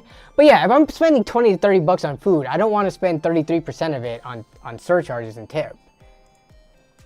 You don't tip at all? I mean, I'm not gonna judge you, but I feel like I don't know why as much as I complain about tipping, I still tip. Like it feels wrong to not tip, which is buying into the whole culture. I know. Is it safe to get a used EVGA RTX 3080 for the Win 3 Ultra? Yes. Why wouldn't it be safe? Even if it was a card that was mined on, I believe it is still safe. They don't tip in Europe. That's one of the cool things anytime we traveled. Like we were in Japan last May. There was no tipping. It was so nice. Like there's just no tipping. I would rather pay higher menu prices and not tip. It makes everything like even across the board. Cause you know what's happening, right? There's people who do tip, and then there's people who don't tip, and the people who don't tip win at the end of the day because the people who do tip are compensating for it to give livable wages to the people who are making under minimum wage. Whereas if you increase the menu prices, then everyone is forced to pay the higher menu prices, and you don't have to deal with some people not tipping, some people tipping too little, and then some people feeling like they have to tip more. I don't know. I just want a even playing field.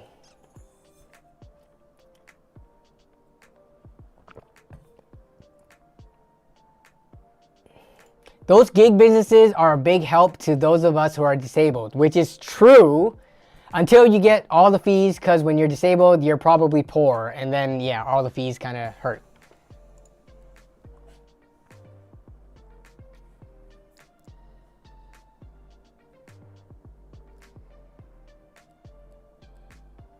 I'm so old, I used to sack groceries for tips in paper bags. I don't ever remember that being a thing in all my time growing up, seeing like grocery people, or you know, the bag boys and bag girls getting tips. Though I do know on base, if you shop on like the commissary, like, you know, if you have a member of the military and you go shop on base, I think they give tips to the baggers and for people who walk your groceries to your car. So that's the only time I've recently seen people tipping grocery baggers and you know, the walkers. Just know that if you are in the US and you are a regular somewhere and don't tip, the staff don't like you. Yeah, I can see that. If you're in the US and don't tip, I will definitely judge you. Not tipping is going to make them pay better wages. Wait, not tipping isn't going to make them pay better wages. It does screw, yeah, the workers. So the cool thing is that I found out, there's like a group of restaurants and businesses in Seattle, and I don't know if this is going on in other like cities and states. There's like businesses that say that they are a non-tipping establishment. Like they pay their workers fair wages and stuff like that, and they don't want you to tip. There's like a group of restaurants and businesses in Seattle that have like joined together to do this. And I would like to see more of that, because again, I don't mind paying more for stuff. It just needs to be not a fluctuating thing, whether or not, you know, a server or an employee is going to get paid enough that week because they got enough tips or not.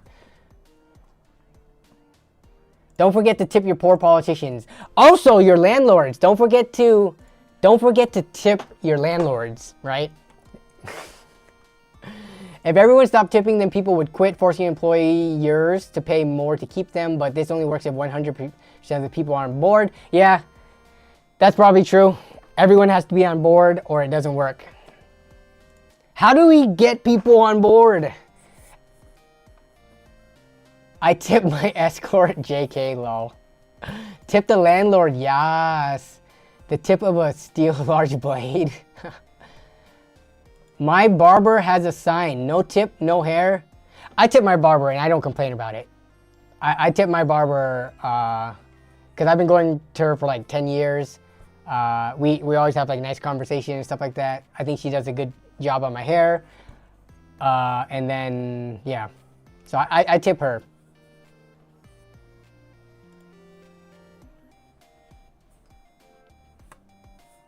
Yes, tipping is an excuse for businesses not to pay better wages. Exactly. We tip for the great service and to help someone who really needs it. It always brings a smile, and that's not that expensive. What about when you get back? Okay. So we went to a restaurant recently. I'm trying to think of what it was, but it was really bad service. And because of that, I was contemplating not to tip, but I still tipped. Oh, it was Korean barbecue. Okay, I hope I don't sound like a pompous butthole about this, but we went to a Korean barbecue, and we got sat down. Being Asian, the lady gave us tea. And I know this because when the white people came, 2 different white parties came, they got ice water by default, but we got tea, me and my wife, because we both are Asian. But I don't really like drinking tea with like food and dinner. I like water. So we asked for water multiple times and we never got it. And we also asked for a refill on the what's the little dishes in the Korean food, and we also never got that.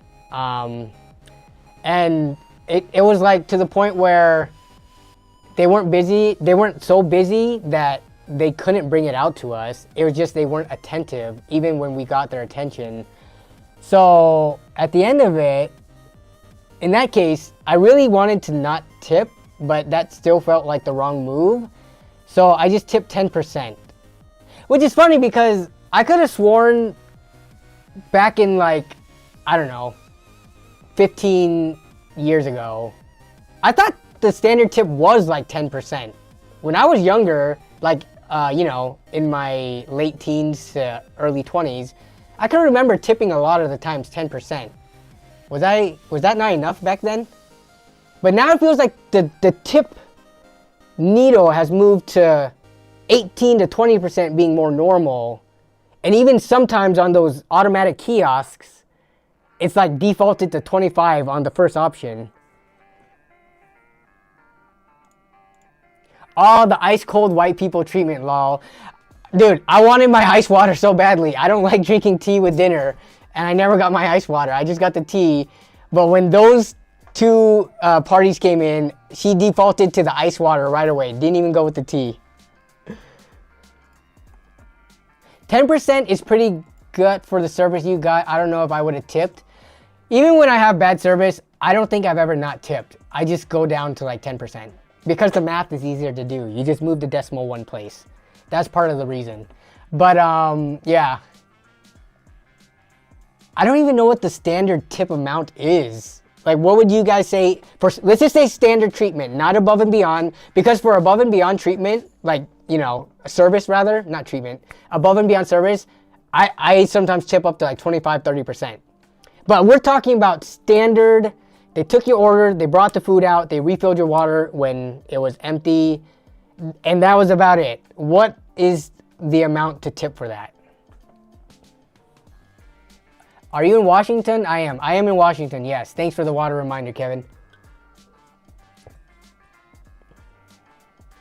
15% has been standard for a long time, and it went up again in the last 10 years in account for inflation. Yeah. You know what should have gone up? Minimum wage and just whatever you would call above minimum wage for standard experience. That should have also gone up with inflation.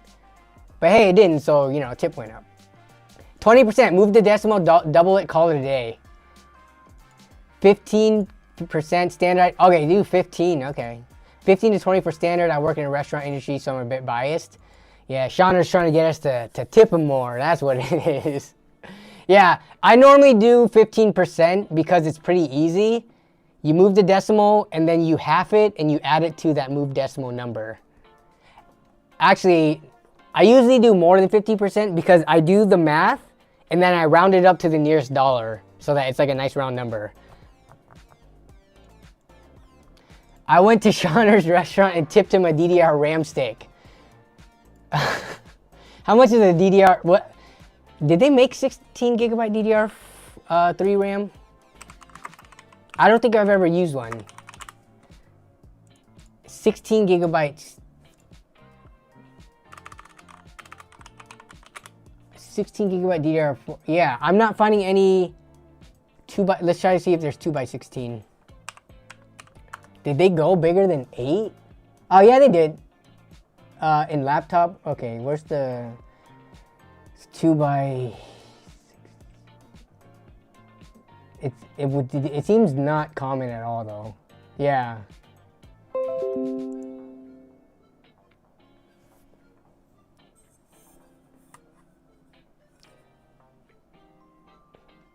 Easy for me. Oh, nice. Yeah, you guys got, man, 8% tax. Let's see, Washington State sales tax over the years. A concise history of Washington's tax structure. Okay. I'm just looking for the history of sales tax, man. Because we're right now, let's see, Seattle sales tax. We're at 10.25 right now. Which I feel, is there any place in the United States that's 11% or higher? No snow, just, you know, freezing over and failing electricity infrastructure, right? But no snow. Cheap sales tax, no state tax, cheap gas, lots of guns. The more Danny hears about Texas, the more he wants to live here. I don't know, man. I don't know if I could deal with losing electricity and losing my hardcore character due to a disconnect.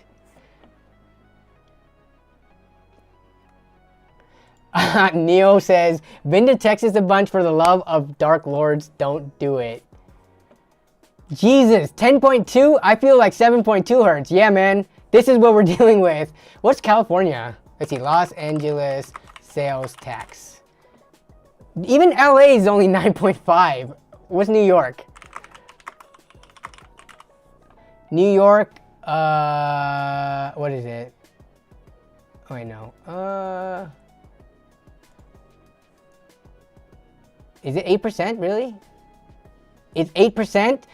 Dude, Washington, what are you doing? Oregon has no sales tax too. If you look up Oregon sales tax, there is none.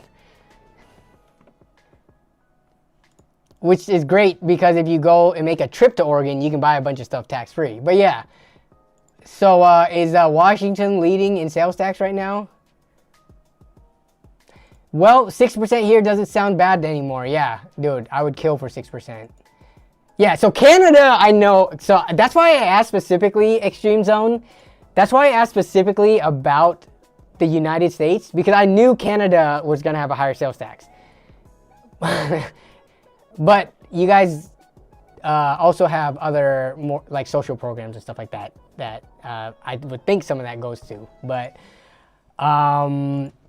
yeah, I feel like Washington probably has the, oh, let's see, top sales tax.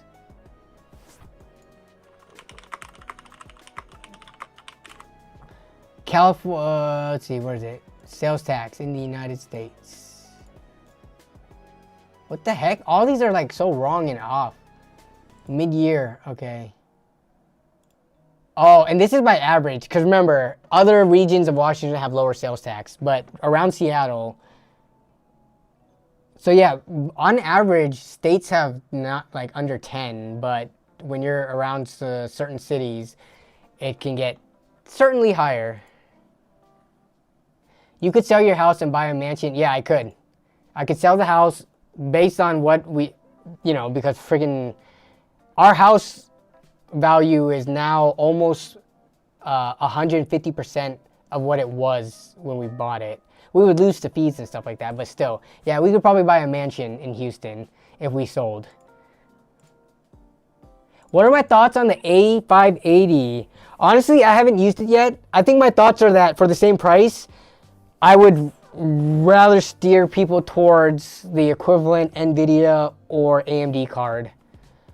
Intel ARC cards, like I've mentioned multiple times before, unless you are like a, you know, super PC enthusiast tinkerer or have like spare systems and stuff, I don't know if I would recommend it in like for newer people to using PCs. Yeah, Intel ARC cards, I think we'll see what they come with Battle Mage, if my opinion on that changes, but did we see a new super chat? We did. You feel the housing market is the reason why LAN parties is slowly dying? Hard to host events when you don't own a home? Long live Dino Buddies? Exactly. You know what's funny? We never call the Dino Nuggies Dino Buddies, even though that's like their official name for them. We have only ever called them Dino Nuggets. But thank you for the super chat. I appreciate it. And No, I don't think the housing market is the reason why LAN parties are slowly dying. I think it's, for the most part, in general, as you grow older, the amount of close friends that you've had since high school or college, people move away, they get busy, any number of things. I think a lot of people don't have like a set in stone friend group that they can call together and make time for to do LAN parties. If you notice, in my friend group, only 1 or 2 people have kids. That's another thing. Once you start having kids, it's harder to pull away for like a whole weekend at a time to have a LAN party. If you're a single parent, it's almost like impossible. I guess unless you get like a babysitter or something. But yeah, I think just having LAN parties as you grow older because of adult responsibilities and just, you know, people moving away due to work or whatever, it just becomes harder to put together.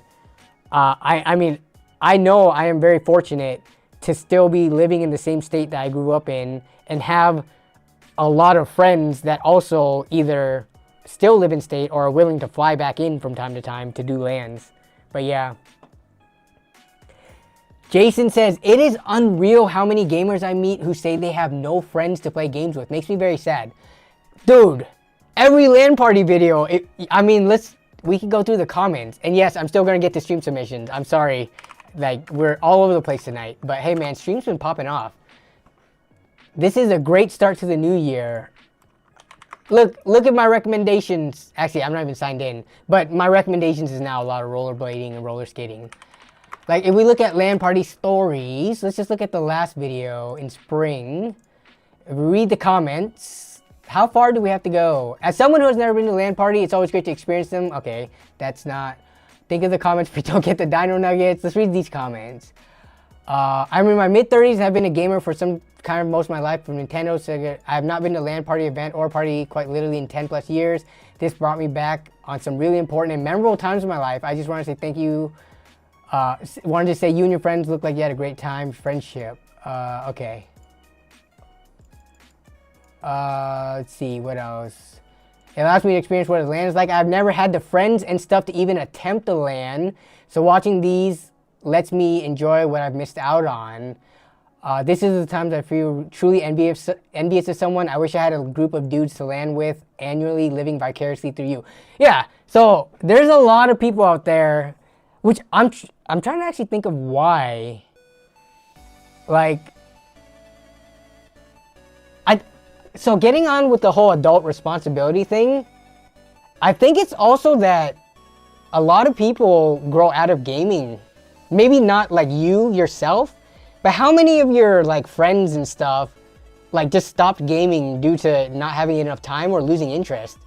So like once you start getting into your like late 20s or 30s or even 40s and 50s, I think statistically the amount of people that you are surrounded by probably aren't into playing video games as much as you are, right?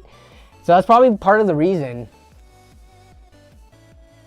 What's a friend? Oh man. When is the summer LAN video coming out? It's coming out this week. I showed a bit of it in the earlier part of the stream, or at least the timeline. It's coming out this week for sure. And I apologize again for the delay. It is not my intent to keep people waiting, because I know people...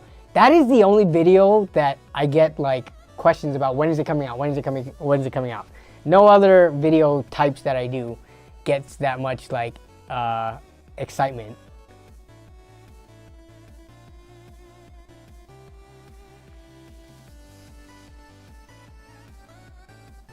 If I'm on a budget, is AM4 better? Yes. If you're on a budget, AM4 is like kind of like the go-to platform, I would say. Most of my local gaming friends are console gamers. Trying to convince them with free parts and help to build PCs, but it's an uphill battle. Yeah. It's not even just the free parts. It's like getting them to adapt to a keyboard and mouse when they've been so used to controller.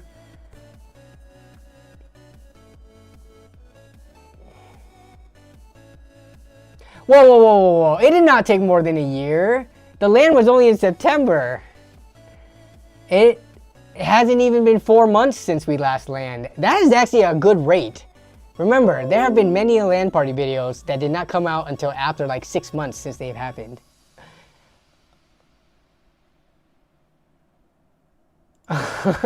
Will I sponsor a group meal at DrebblerCon? Venmo me some cash and I'll be sure to remind people it's sponsored by Nerd on a Budget. No. No. Did you guys choose what you're going to eat for it, though? Was Korean barbecue on the docket? I forget. Yeah, LAN was 2023, now it's 2024, so it took a year. That's true. It is not in the same year. Oh yeah, you're going to do the super buffet. Was it called Feast Buffet? We have a Feast Buffet here in Washington. I don't know if it's a chain or not, but it is an Asian style buffet. Feast Buffet in Renton, Washington. They got crabs and a bunch of stuff. There it is. Feast. First time here, but love the videos. Keep it up. Thank you, Call Me Gator. I appreciate, you know, the kind words about the videos and you attending stream. I won the war of getting my console friends to jump over. Everyone was like, we play on console. And now I've either shopped for or built 4 computers for them. Dude. I think the biggest, like, way to convince people to come over from console is tell them that they could use their PCs for more than just gaming. Tell them that they could pay their bills with it, use it to browse YouTube, use it to write emails, to work on if they have like a side business. Just like your PC does so many other things aside from gaming that, you know, just having one around, you'll probably end up using it more than you realize if you're just a console gamer. Everything that you used to do on your phone, on your little tiny screen, like watching videos or like browsing the web, trying to shop on Amazon and stuff, you can now do it on your computer with a bigger, you know, screen real estate. You can have multiple windows up at the same time. You can multitask way easier on a computer than on a phone.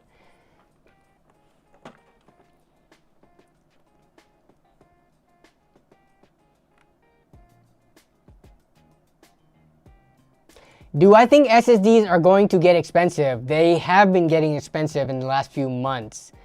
And the reason for that, if you read the articles that report on it, is because they had like a surplus of, you know, SSD RAM and all that stuff. And now that they've gotten through that, they're kind of correcting it.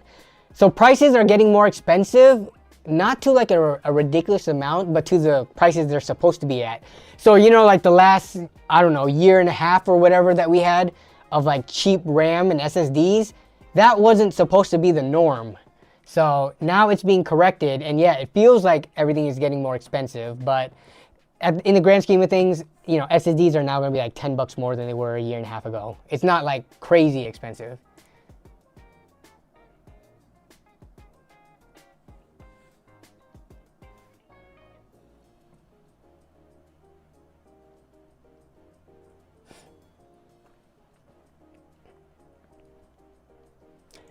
Have I seen the 5-liter 4090 build? No, I haven't. Where's that from? 5-liter 4090. When did they post this? 3 months ago? Is it this one? Right here?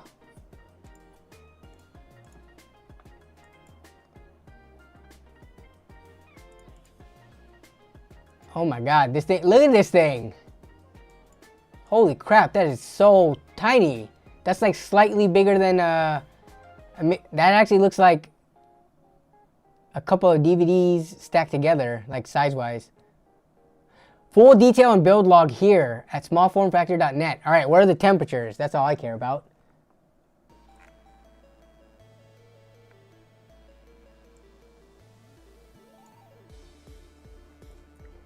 Okay, okay. Let me look at temp.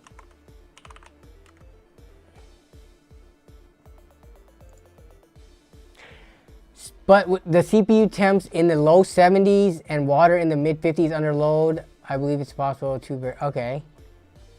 I mean, that's fine. What's the GPU temps too? PSU temps remain reasonable according to them. Where is the graphics card temps? Did they not talk about how hot the GPU gets? It's smaller than current gen consoles. I mean, yeah, this thing looks tiny.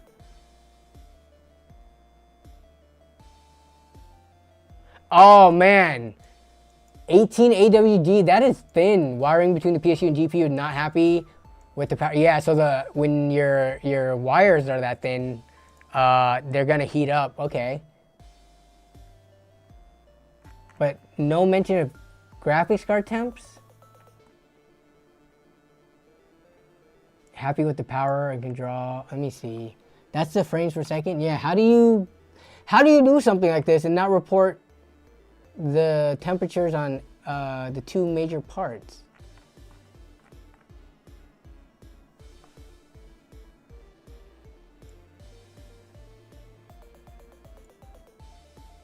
Yeah, I'm not seeing it anywhere in here. The article is like 5 pages. Is it 5 pages? No, that's like the comment thread, right? Or did they add more? Oh, shoot. Oh, geez. I'm going to have to go through the whole, all the different. Oh my goodness, this post.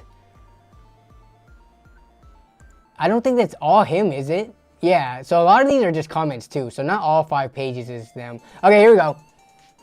Let's see. They must talk about, I'm just very curious what the GPU temps are in a build like this. Temp.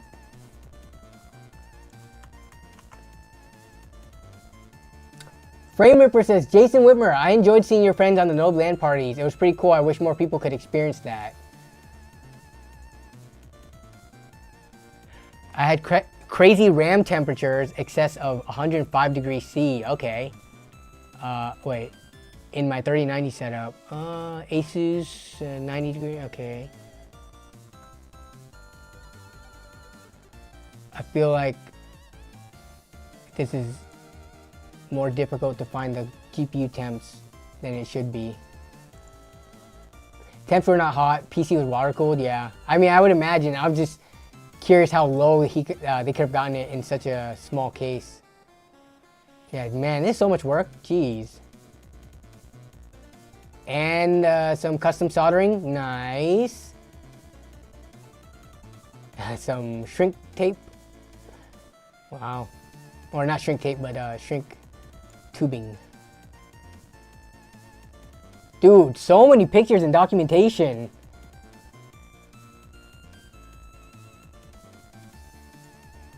Very cool, very cool. All right, I promised to look at stream submissions. We had some stream submissions. Extreme Zone. No, that was last time. Is there a chance that you could do a $1,200 PC part picker list? Looks do not matter, no preference on brands. What is this? Okay, I'm gonna have to bail on the ITX build. I do not have any LGA 1700 coolers other than stock cooler that fit. Yeah, it makes sense. But having coolers coming in, you have 2 of them coming in. Thermal rights. Love them thermal rights. I mean, without even seeing the price of these are what, like 50 to 60 bucks, right? I would assume. Thermal right AIOs are like so dirt cheap.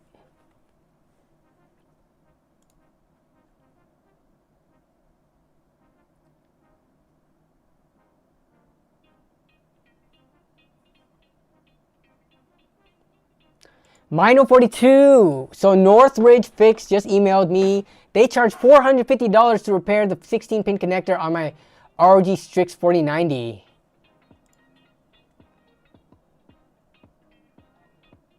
That is so expensive. I know the graphics card itself is worth like $2,000 because it was banned in China and now everyone's trying to buy it up and send it over to China to sell. But $450? That is the price of a good graphics card in itself. I forget, Mino42. What was the whole thing with the warranty? What happened to your 16-pin connector? And cable mods covering it, but I was still so shocked. Okay, so you're not, that's what you got quoted, but you're not going through with it because cable mod is gonna take care of you, right? Because it was their cable that did it. But yeah, $450. I mean, that sounds about right.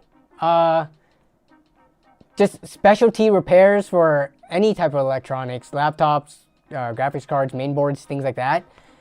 It's not even, I don't know how many hours it would take them to fix, but let's just say, assuming $50 an hour, that's like 9 hours. It probably doesn't take them 9 hours to fix. It could, but they're paying for their expertise and their ability to do so, which is super expensive. Yeah. I mean, in my opinion, if you have 4090 money, I mean, it depends. If it was your fault, then yeah, whatever, pay it. If it was not your fault that the cables, you know, or the connector burnt or whatever happened, then I would not pay that $450, like ever. I would fight tooth and nail to get whatever warranty that needs to fix my graphics card because it wasn't my fault. Sounds like in this case it was a cable mod. You should be charged at least $100 an hour to do micro soldering or more. Yeah, so I just use 50 as like a low ball point. 100, I mean, it's a specialty skill. It's like anything else. You charge for the years and time to build that experience and knowledge. Does Northridge Fix give a discount if he uses your repair in a video? That's a good question. Jeremy Martinez says, hey Nob, this is off topic, but I know you play WoW. Was wondering if you tried SOD. Yeah, I'm playing SOD right now with Jason Whitmer and the rest of the Texas Land crew. I raid log right now just because I don't think Phase 1 is fun at all. I think Phase 2, once you get to like level 40, you have more instances and dungeons available to you. You unlock your mount, you get your level 40 skill tree. Like stuff like that is gonna be, I'm gonna play more. But right now I'm raid logging on Season of Discovery. 4th stream of asking Danny or Nob to try Dark Age of Camelot. Okay, I forget if we discussed this. Is Dark Age of Camelot completely free? Or do you have to buy the game, or do you have to pay a recurring subscription monthly? Answer me that.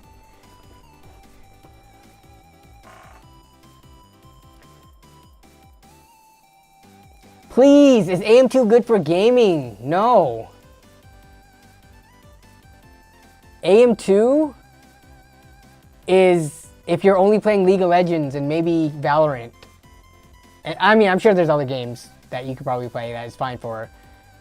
But AM2, I don't know if I would, if it was free, maybe you could give it a try, but I would not spend money on a system that old. Not only because the performance will be lacking, parts that old are just gonna eventually die on you, mainly the motherboard. Like, and it's just gonna not be worth the money. Man, just take AM4 budget build. Yes, if you are building a system, I wouldn't even go as old as AM3 or AM3 Plus. I just go AM4. Save a little bit more money if you can.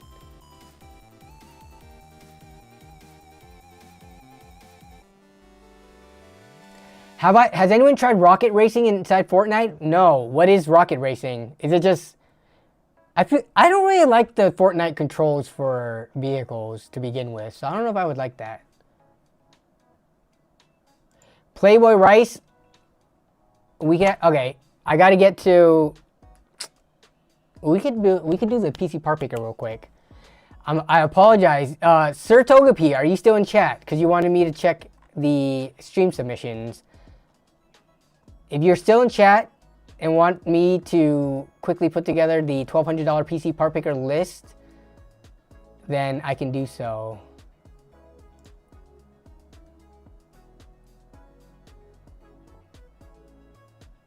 Yes, AM4 parts, you can build it cheap. Please do not go older than AM4 unless you only have like a $100 budget for the whole system, I guess.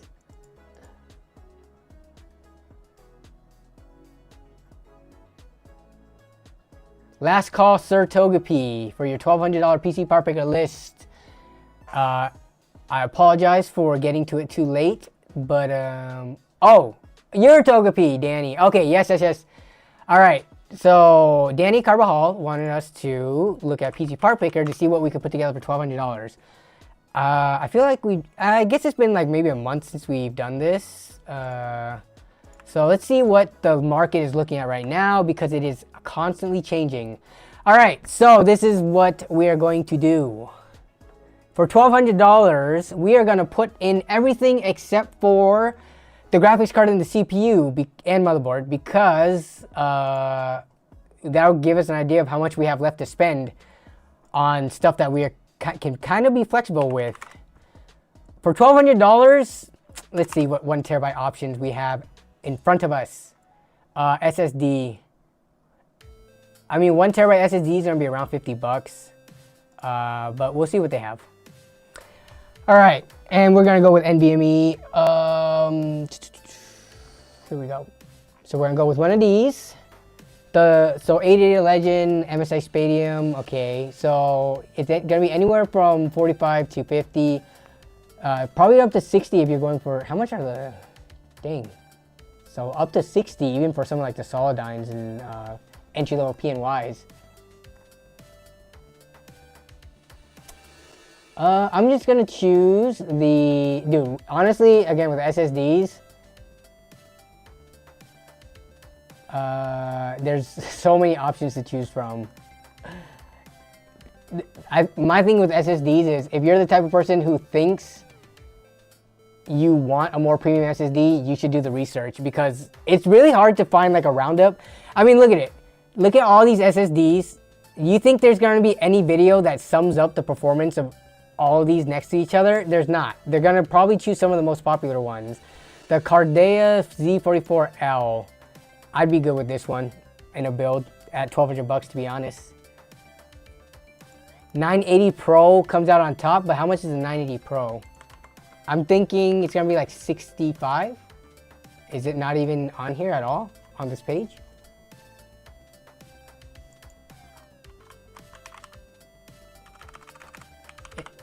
The 980 is just not here.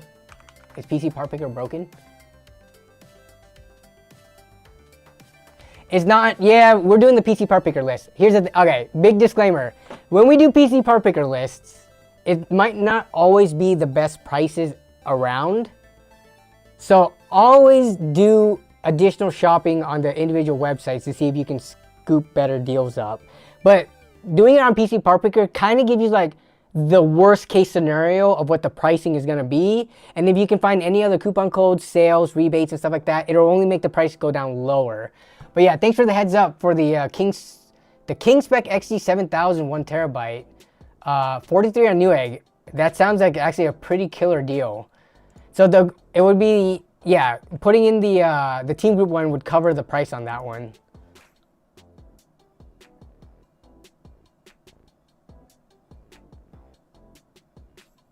$980 Pro is 60 bucks on B&H. Yeah. Samsung and their slightly premium costs. It was 60. Is it still 60 is the question. But I think 50 is kind of like a safe price for a 1 terabyte. And then we're going to go with the case. For $1,200, what would you guys say is a reasonable amount to spend? I think up to 120 bucks, 10% of the total cost of the build is not too bad. And to make it simple, I just like to buy cases that already has the fans included. I'm not trying to do like a case and then buy additional fans. So long as the stock fans are decent. So I mean, look at this. The thing about cases is you could spend on like 60 bucks on a case and have that much more money to get on more RAM, more SSD storage, a better graphics card, a slightly better CPU, all of that. You can get great cases for 80 with art. Yeah, that is true. I'd say up to 10% is like what I would be okay with. But let's see if we can find anything based on PC Part Picker pricing that's closer to around that $70 to $90 price point. Oh my goodness, there's so many options. Montech 903 Max. I mean, look at this. This comes fully fitted with fans. It seems fine, and this thing is only 75 bucks right now. Montech is gonna have a bunch of banger cases around this price range. Fractal Pop cases for 80 bucks. Where is it at? Fractal Pop. We're about to approach $80 territory. Fractal Pop. Here we go. You said with the ARGB fans. Let's take a look at this. Let me make sure this does have the fans. Plus $10 shipping, unless you get it from B&H. Solid panel, white, cyan core, ARGB, or RGB. So this is the one with fans. But, is there a coupon code? The B&H link has it for 80, but I don't know if it's gonna have the fans. No, this looks like the, actually no. This comes with the stock non-RGB fans, right? Black solid.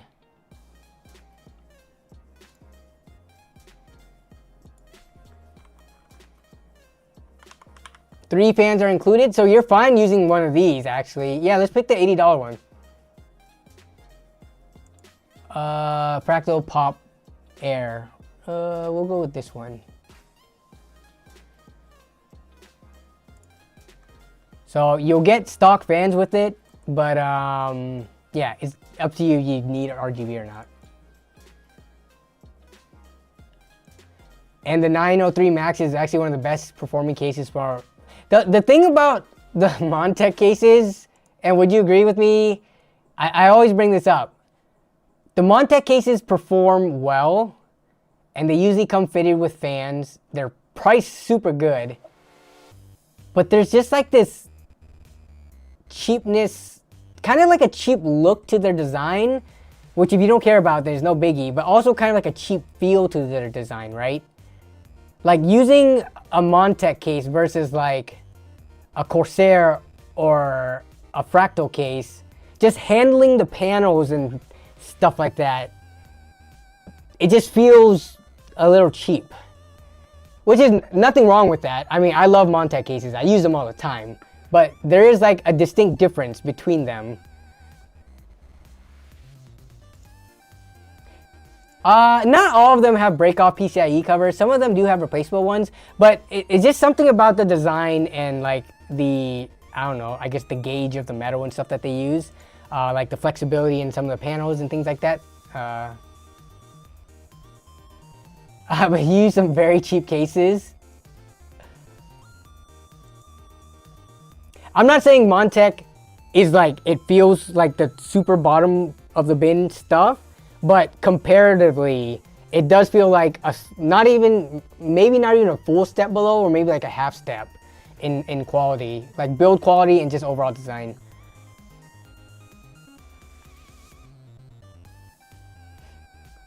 And the 903 Max comes with 140s. That probably contributes to why it performs so well in cooling. All right, power supply for $1,200. Dude, what is the power supply market even looking like right now? We're gonna go with a minimum of like 600 watts. Should be able to easily afford it. What are we looking at? Thermaltake Smart. Is the GX2 still like the go-to? The GX2, the tier C, almost tier B power supply. What else do we got in this range? We're looking at the BM3. Yeah, I just saw the BM3 here. You get 750 watts for just a little bit more. The 750 watts is going to give you actually quite a bit of flexibility with just what you can put in there. 710. Thanks for the reminder, Kevin. Let's finish this off and then we'll be good to go for the stream. Yeah, I would say the BM3 is newer, but there's no. This is based on what? Did people take pictures of it and just looked at like the topography and stuff to determine if it was potentially going to be at least C, if not B tier? If that, okay. Let's see. Let me look up what I can find about the Thermaltake BM3. Yeah, it looks like all the content on it is only from the last few weeks. Is there no other reviews of it though? Because if this is the case, if it actually, let me look at where you can get it for $70. $70 for 750 watts is actually really what we needed in terms of like budget PC building as of recent.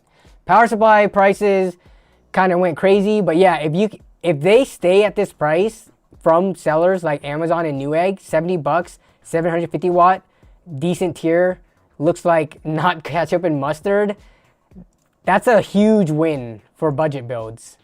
So I'm gonna add this one because for 70 bucks, you're gonna be able to find something around 600 plus watts. Okay, what else we got? Storage, more memory. So we can't choose, all right. So just with these parts, we're only at $200. Time to choose the fattest graphics cards we can fit into this thing.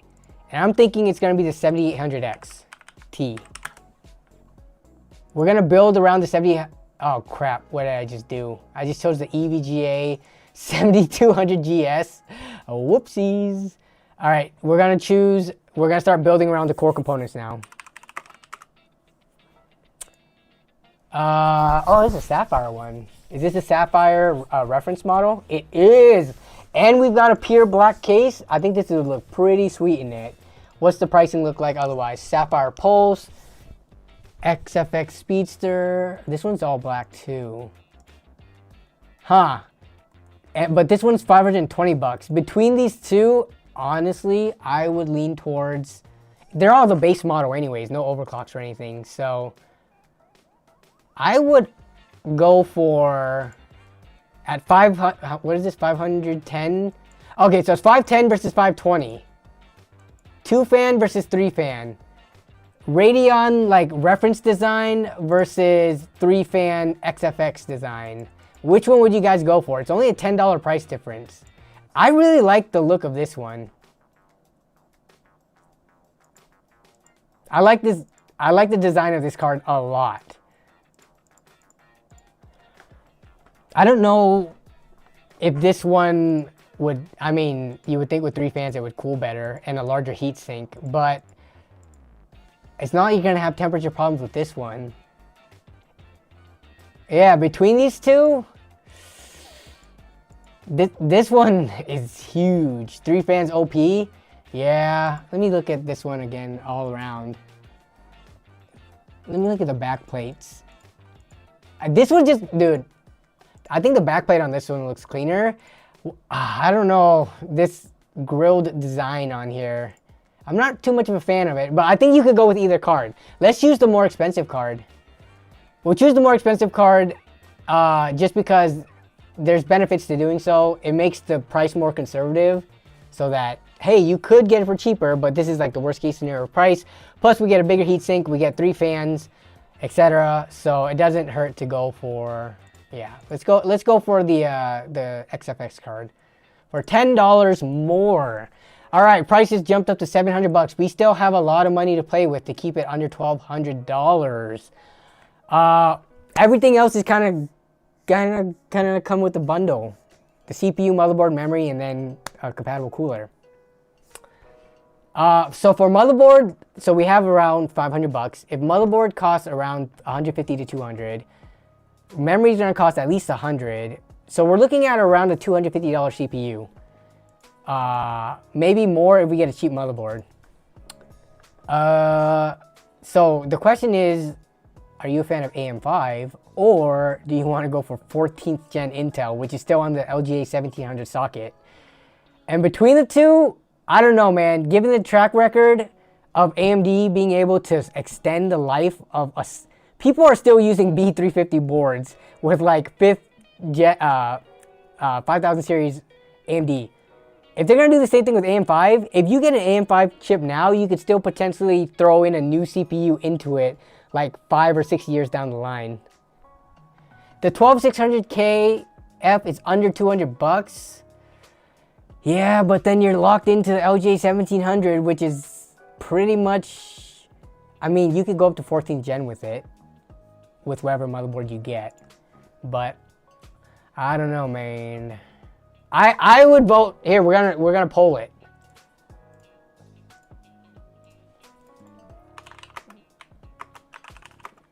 new PC build? Intel or AMD? Yeah. I'm leaning towards AM5, but depending on what the votes come in at, we'll see. Extreme Zone says Def, go AM5. Joe 1400 says AM5 with the 7600X. Yeah, we'll see how much that costs once we determine the platform. AM5, baby. Definitely go AM5. Yeah, most of the votes coming in are voting for AM5. AM5, the 1260 KF has been 150 recently, near 200 hertz. Yeah. I mean, you can make either work, but if I'm building for a friend on this budget, I'm going AM5. Just bought my AM5 yesterday. Okay, I don't think the votes are gonna sway in a different direction. This is from someone on last gen Intel. Okay, so if we go AMD on here and we go AM5, actually no, we're gonna go, boom, here it is. There's the filter. What do we got in terms of PC part picker pricing? You could, again, get it maybe for less with some kind of code. What is it? Amazon has it for $230. Newegg has it for $230. Any codes at all? No codes, but you could probably find it for cheaper within like the span of a week. All right, so this is what we're looking at. Remember, we have $500 left. We still have RAM and motherboard to get.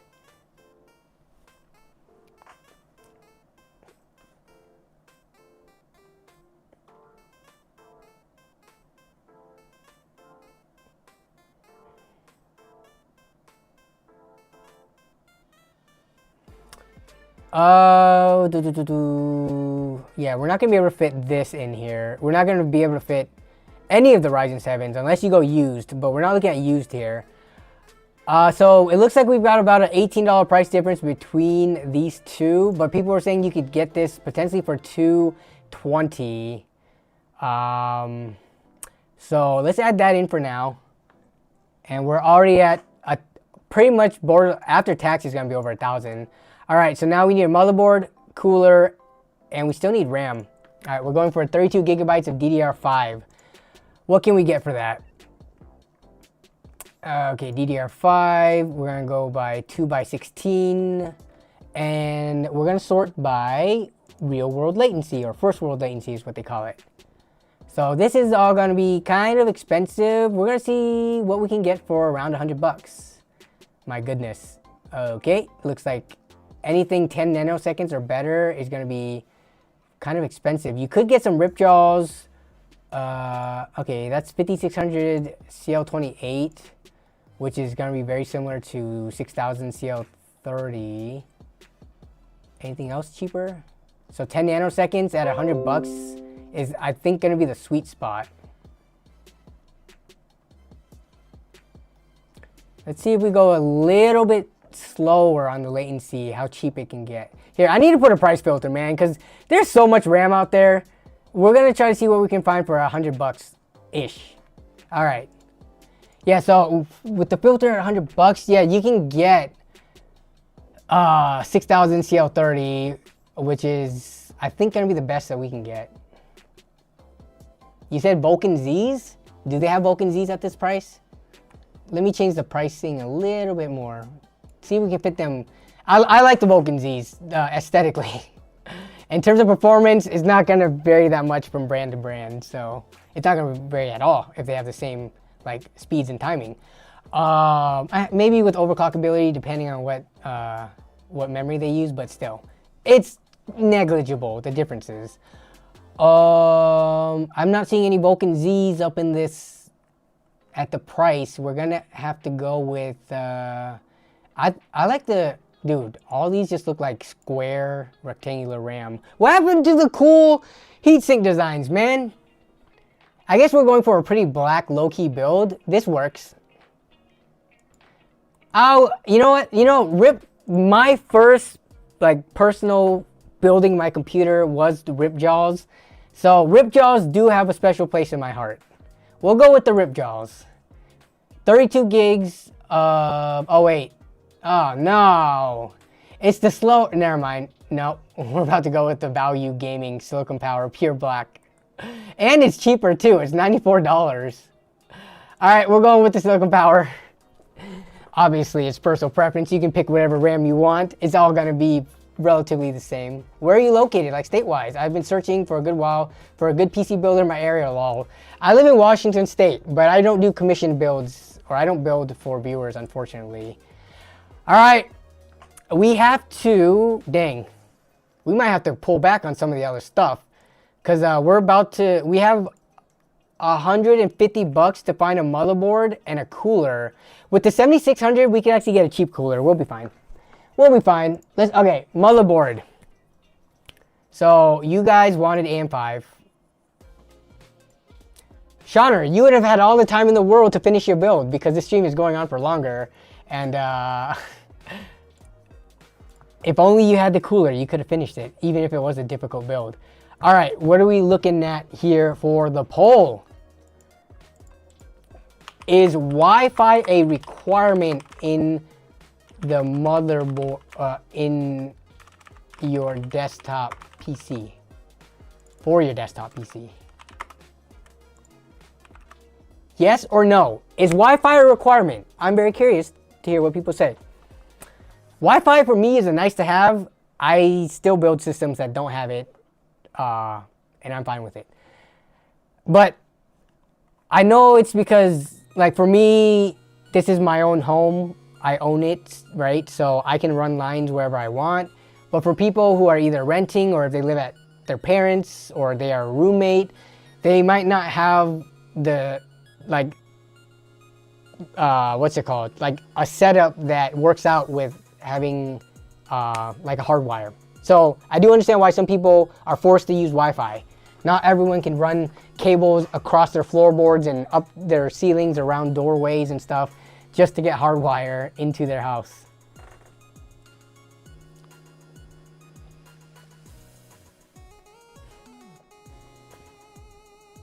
Ethernet is indeed faster, but for most people, if you're just gaming and browsing YouTube and stuff like that, like modern day Wi-Fi and routers and stuff like that, usually they're fast enough.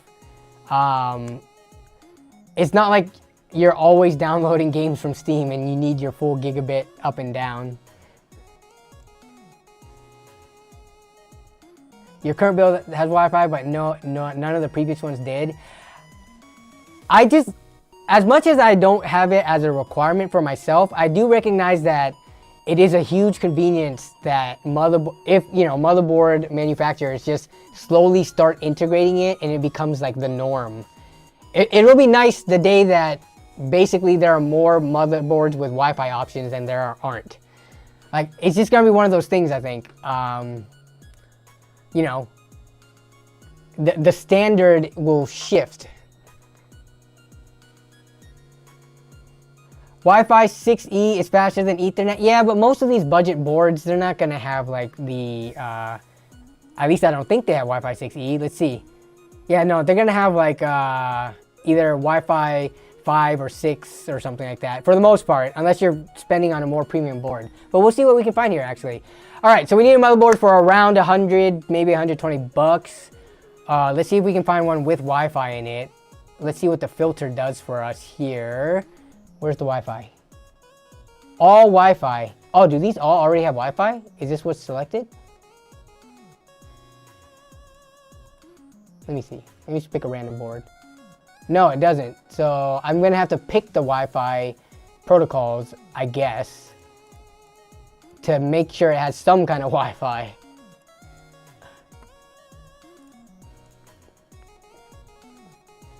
You posted a couple of deals, thank you. Which, by the way, you guys didn't know, I need to get better. I'm not gonna say we, because it is my responsibility too to try to find deals. What I found though is that the community that I've cultivated on my Discord is not the type of community to go out and like buy a bunch of whatever we post on the deal channel to build PCs and sell them. Like, we don't have a bunch of flippers on my Discord server, so whenever we post deals and stuff, I don't think a lot of stuff is being bought, which makes it like there's less of an incentive for us to post deals, unfortunately, because just the what's it called? The kickback? No, kickback's not the right word. The affiliate links, yeah, they just don't bring in much income, so that's just the unfortunate thing about it. Like, there's not a bunch of people, like, where I know, like, in Zach's community, there's a bunch of PC builders and flippers in there, so when they buy with his affiliate links, I'm sure he makes a ton of money doing that. But yeah, our community is much smaller, and not as many people buying, like, you know, 5 motherboards, 10 CPUs to keep on hand to do flipping builds. But still, that's not an excuse. I should be posting more deals in there. Yeah, you guys have a ton of flippers at ZTT, so I'm sure the affiliate money is really nice there. But I have a feeling that there's not many other communities out there that has that type of like traffic for like buying and selling from the affiliate links.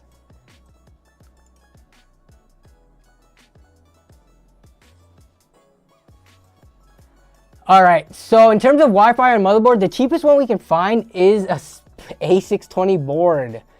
AM5 motherboards, ASRock A6, I mean, I guess I'm very curious. So Wi-Fi, I'm gonna end the poll, is actually a almost pretty split, close to 50-50. The new question though is, would you be willing to use an A620 in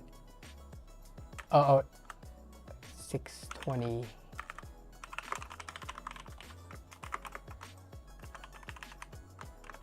Because obviously A620 has its place, right?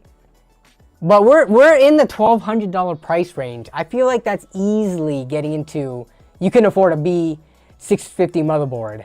But I'm just curious what people's thoughts are, because some people don't care about overclocking. And some people don't need the additional USB ports or PCIe lanes and stuff like that. So I guess this is still a 120. I guess if the price was lower, I would be more okay with it. But 120 for, this is an ITX board though. But then 125 for a micro, yeah. At this price, I would say just go for the, like, yeah, goes for something like this. It's a micro ATX though, ugh. Is there non-micro ATXs? They're all micros up until the MSI Wi-Fi.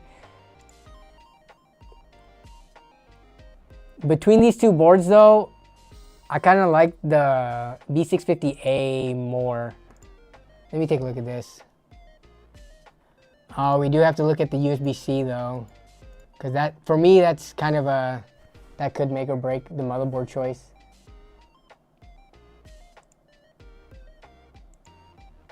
Yeah, I don't think A620 would be the best way to go, given that the cheap, like when you think of, you know, like a A520 board or something like that, you think sub $100.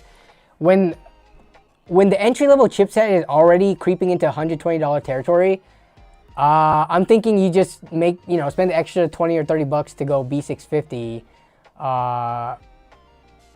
But there's not a ton of options here. And between, here, let me look at this other one. Let me look at this on Newegg.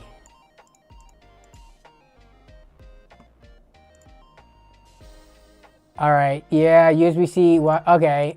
I think how many, this has 4, but I think USB-C in the rear I/O is kind of important. To have it both in the back I/O and on the front header, I think this board takes it. Because it fills the ATX case better. You're not gonna have the gap in the bottom. It has the USB-C connectivity on, you know, both rear and front. I mean, it has enough heat sinks for the VRM, so that should be fine. So yeah, I think I kind of have to go with this one. I don't think there's that much more options. Oh, B650 Plus. Ooh, this one's another $20 more. Man, the price jumps up quickly with these. Yeah, this one's, wow, it went from like this one's already $160, which is by no means cheap. But then to go up to 180, oof.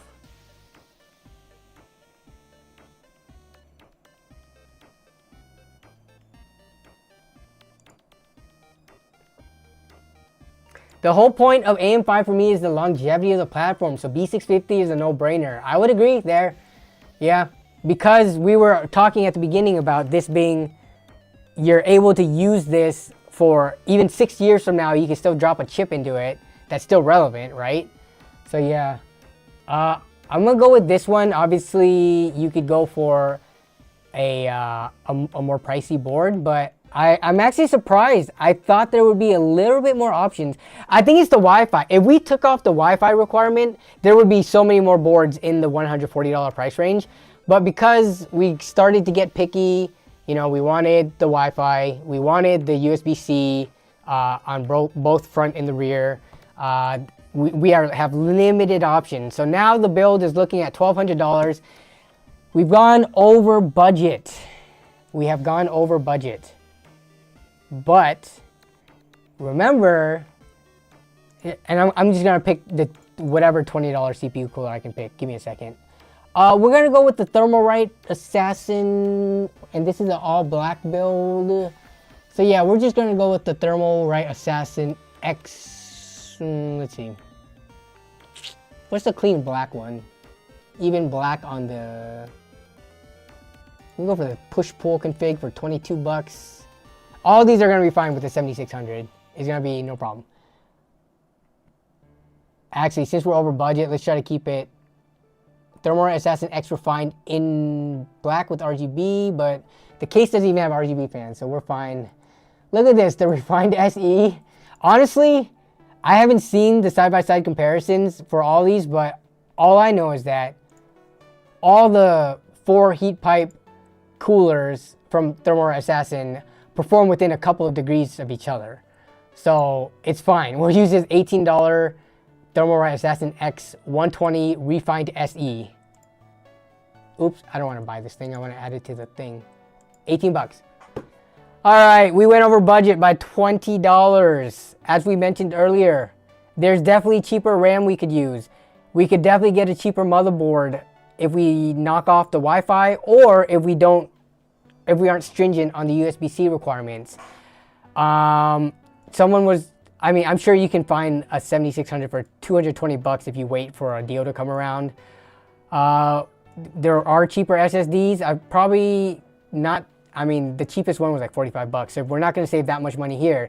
We could shave $10 off by getting the other 7800 XT. So there were ways to bring it down below $1,200 before tax. And we could change the case too. Let's change the case. Good point. Change the case. Let's do that. We're gonna get a cheaper case and we're gonna be within the budget. All right, let me see this. We're gonna get something, so that was 80 bucks. We need to pick something around, let's see. So this is 75. Come on, I know Montech has other. Ooh, I actually like this one, but no way this comes with the RGB fans, does it? 2 times, okay, yeah, so this case is not gonna come with the fans. And that's after rebate, they baited me.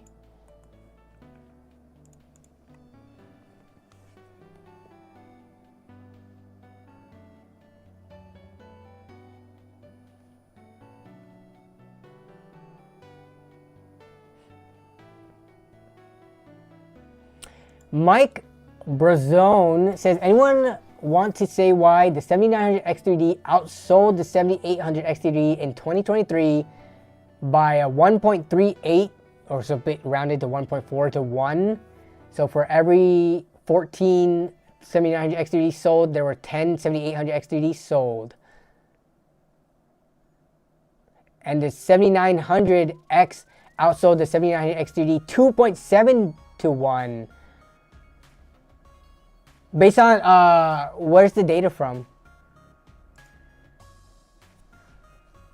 Is it from, because I know like Mind Factory releases data, but I don't know how representative like single shops are, especially outside the US compared to like global sales. But no, I don't know.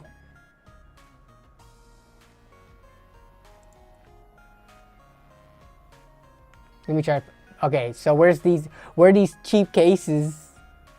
Montech Air 903 base. Does this come with fans? Oh, it does come with fans. Heck yeah. And it's all black too? Let's go. 65 bucks? Done. We did it. $1,200 build. Use unactivated Windows, please.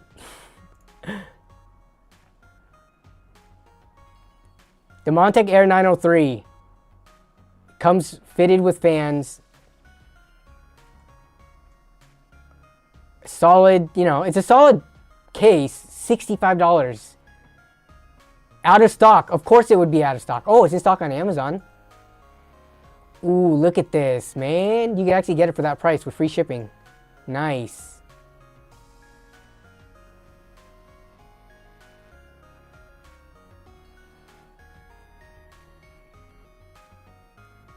There it is. I will link this as a response on the Discord. Boom. So there is that build. I'll link it in here too, just in case. But yeah, we did it. How long did that take? I think we spent about 30 minutes on that list. But yeah, I mean, this is a solid build. You get 7600, 32 gigs of RAM, and you've got yourself a 7800 XT, which this will play anything you throw at it. Obviously not at ultra settings, 1440p, because there are limits to the 7800 XT. You're not just gonna, you know, be able to max everything out. But this is a very solid system for the price. I mean, you're gonna have to be deal hunting or mixing in used parts to get much better performance than what this provides at $1,200.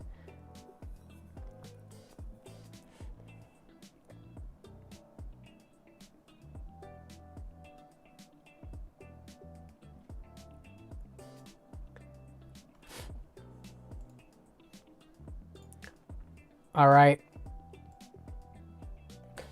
Let's see. It's 7900 X3D sold to productivity users who are gamers second, and Hexacore game appliances was fine overpaying the premium for 7950X with Octa 1P game performance, plus the board and RAM bundles. I never followed the bundles for the different higher end AM5 chips.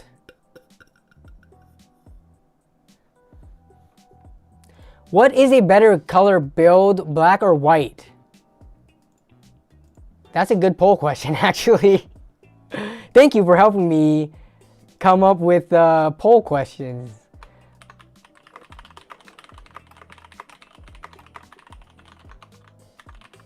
Honestly, I like black builds. I like how easy it is to find parts and how much cheaper they are when they are black parts, compared to when you do white, you gotta make sure it's the right shades of white. And then when you get into graphics cards and motherboards, it's just more expensive. It's kind of like a niche thing, I guess. For whatever reason, I don't know, maybe it's more, is it more costly to produce parts in white? But white parts are just in general a little bit more expensive and out of stock because of how popular they are. Like when I was trying to find a RTX 3080 Strix White for my friend James when I helped him build his computer, that was a pain to do. I could have easily just bought any black graphics card and be done with it. But no, I had to hunt on the internet, find a viewer who had a Micro Center nearby to find an open box white RTX 3080 to buy and ship to me just to finish this white build off. It was a pain. Ooh, like Stormtrooper builds? You like balanced white? Yeah, those are nice too. But that's not the question. If you had to choose white or black builds to side with, which one do you side with? Yes, I do agree with you though. When you can balance it and make it like Stormtrooper-y, it looks very nice. Panda build, white case, black parts. Right now, I like black, like chessboard. Yeah, I'm just a fan of black just because of price, availability, things like that. White builds can look really nice. And I've done, I don't do too many white builds just because it's a pain, but I've done some white builds on the channel before and they always end up looking nice. It's just, I don't know. When price becomes a factor and availability and stuff like that, white just becomes a hassle. Black with white interior accents, like white cables. I mean, we could take a look at some black and white builds. Let's see. Like something like this.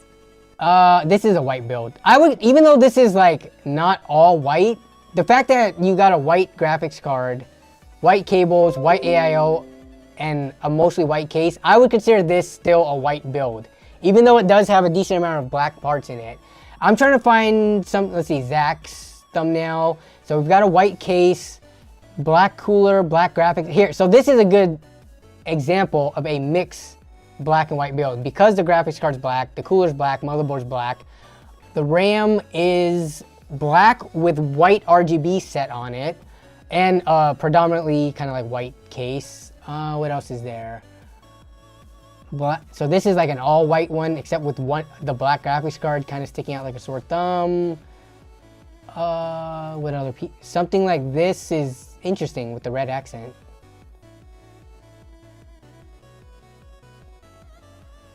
I like the stealthy builds. Not a big fan of LEDs or RGB. I think you can make LEDs still stealthy if you set it to like white or turn it off. Or even have just like, even if you have an all black build, but with like RGB RAM set to green or something, I think a little accent like that could be fine. But yeah, white parts are often more expensive. It does add up. It does add up. You should collab with ZTT to sell custom build PC. You mean like the business thing that he does? I think doing business in different states is not a good idea at all. Plus, Zach has put in a lot of work into his business. Like, I'm not sure he would so easily just take on a partner, you know what I'm saying? Like, he's put in a lot of work to his website and his custom builds and his, what's it called, in-stock builds. It's not as easy as just teaming up with someone who, you know, takes pride in the work and business that they do. Building in a white case is easier though, since you can see better. I don't know, I've never had problems seeing in a black PC case. Yo, I just looked at graphics card prices. What happened? So NVIDIA cards kind of went up in price, the higher end ones, because of their restrictions in China. AMD cards are pretty normal, and I think the lower end or last gen NVIDIA cards are still okay. All right, someone asked about, where is it? The HP Omen case. Where's the HP Omen case comment? I missed it. Johnny Stash asks, any thoughts on the HP Omen 25 liter cases? HP Omen 25 liter. Any thoughts on this case? They have them on being sold on eBay for 45 bucks free shipping. I mean,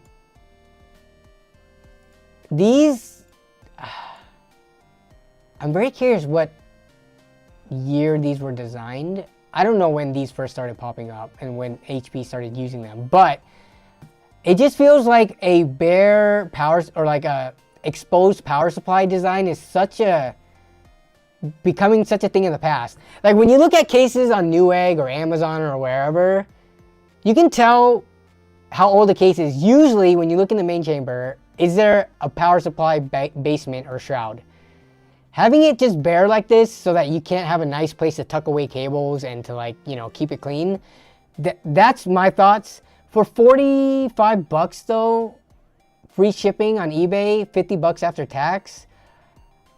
I mean, this case, where's the ventilation for it too? It has pretty limited ventilation on the sides, right?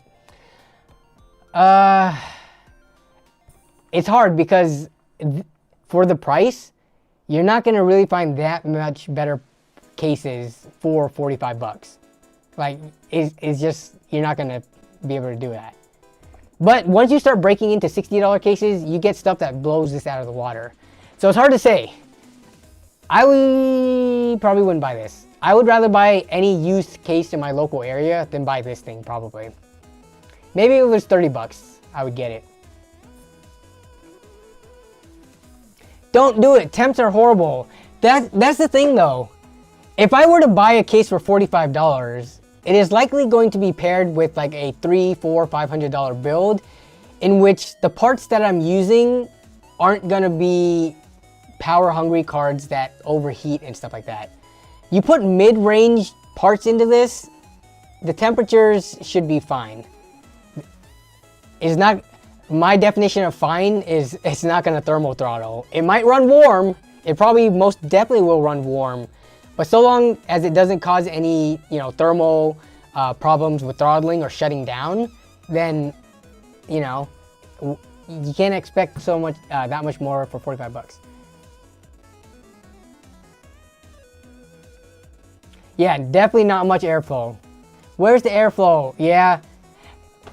Isn't it strange? You would think that these system integrators, with how many computers they build, like the people at HP must know that computer parts like airflow for cooling. But why do they go and in the majority of their like PCs sell cases like this? Like how did they come to the decision to make a case like this as opposed to one with like with ventilated front? And they continue to do it because they're still selling new systems with modern day parts with these cases. I just don't get it. Where's the thought process? Do they not watch Gamers Nexus tearing them a new one and learn from it? Airflow means dust. It also means cooler temperatures. You know what? Here's the thing though. You still get dust with a case like this. Dust, no matter what, will make its way into a case. I don't think dust is a good excuse for having very poor airflow. It breaks faster and makes you spend more. I mean, yeah, that makes sense, but there are other system integrators out there that actually use cases with better airflow though. That's the thing. Like, to be competitive, you gotta evolve and adapt. Dust is dust, just gets into everything, period. That's true. And it doesn't take that long to dust your computer. It would take less than 5 minutes, like once a month or, you know, however often you typically do it.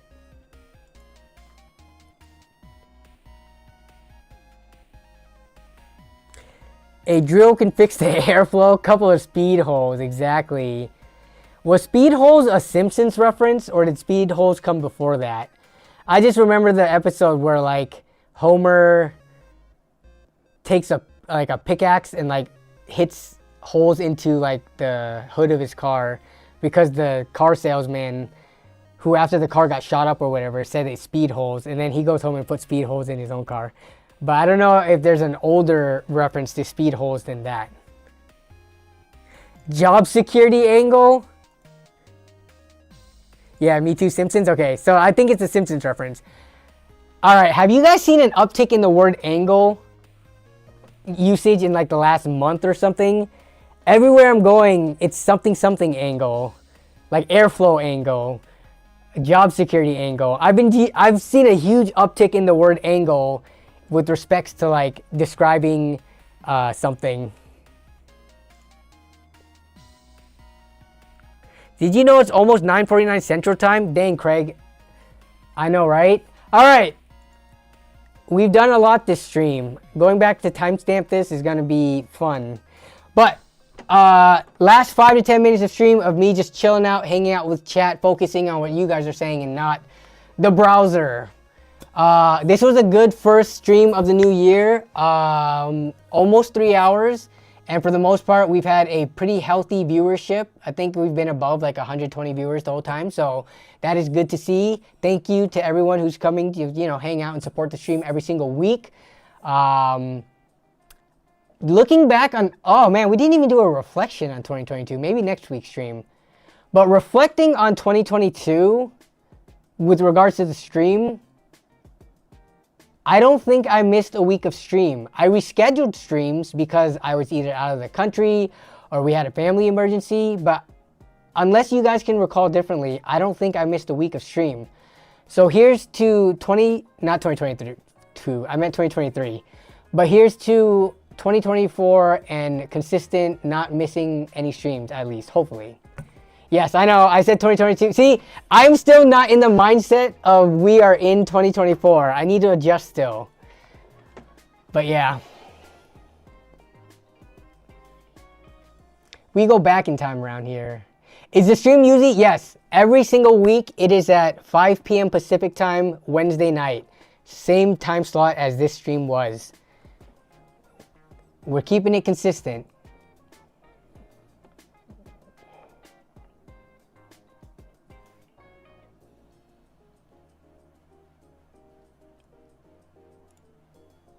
Or 8 p.m. Eastern time, yes. And then it's something Mountain and Central time.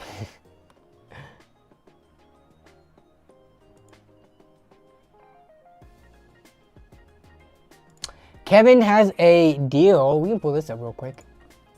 It's a deal. It's posted in the Discord as well. But what do we got here? We got Sennheiser HD 280 Pros over the ear on sale down to 70 from 130.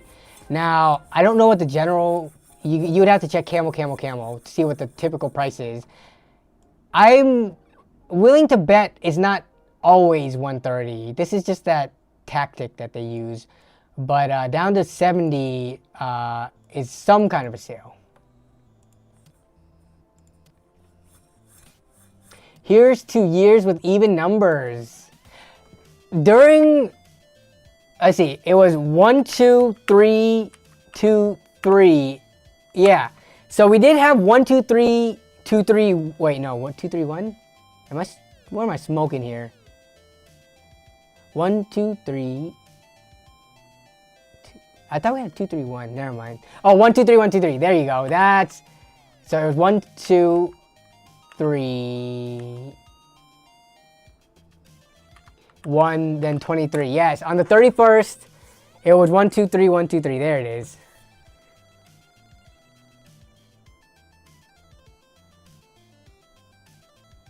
Won't happen for another 100 years. What else do we have coming up though? We have, let's see, 1, 2, something, something, 2, 4. So we put, or say, XX, XX, 2, 4. What kind of cool things can we get with 24?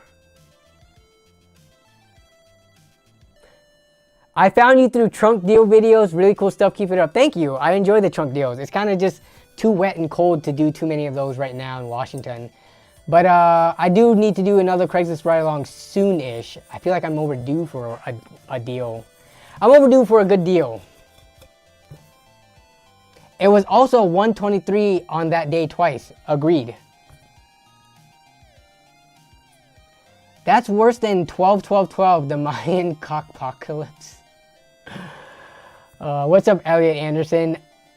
Just by you saying hi, I'm thinking you just got to the stream and we're just about to end this 3-hour stream.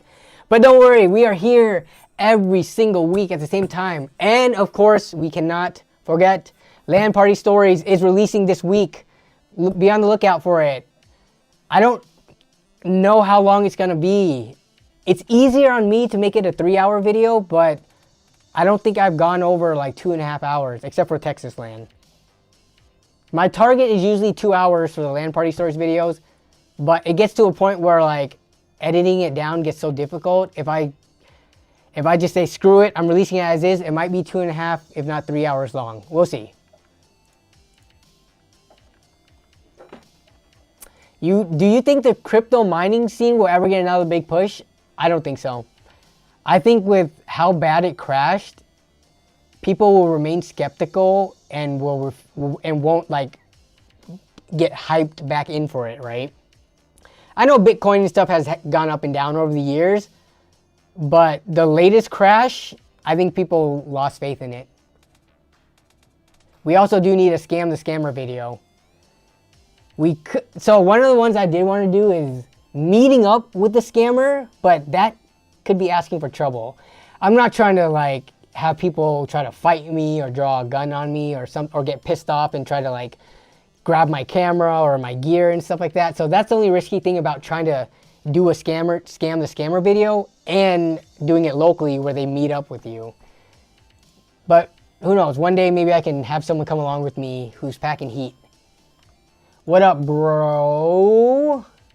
Oh, what's some bro? What's some bro? What's up, bro? I'm guessing what you're trying to say.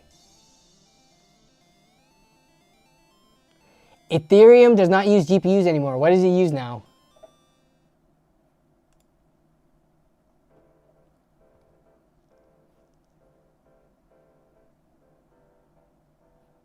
Two-time Slanky just got my 4070 Ti i7 14700K. Sorry.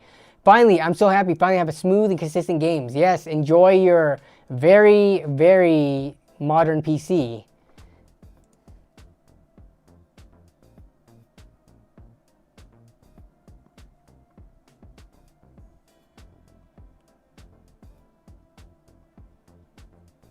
Did I catch the stream again? You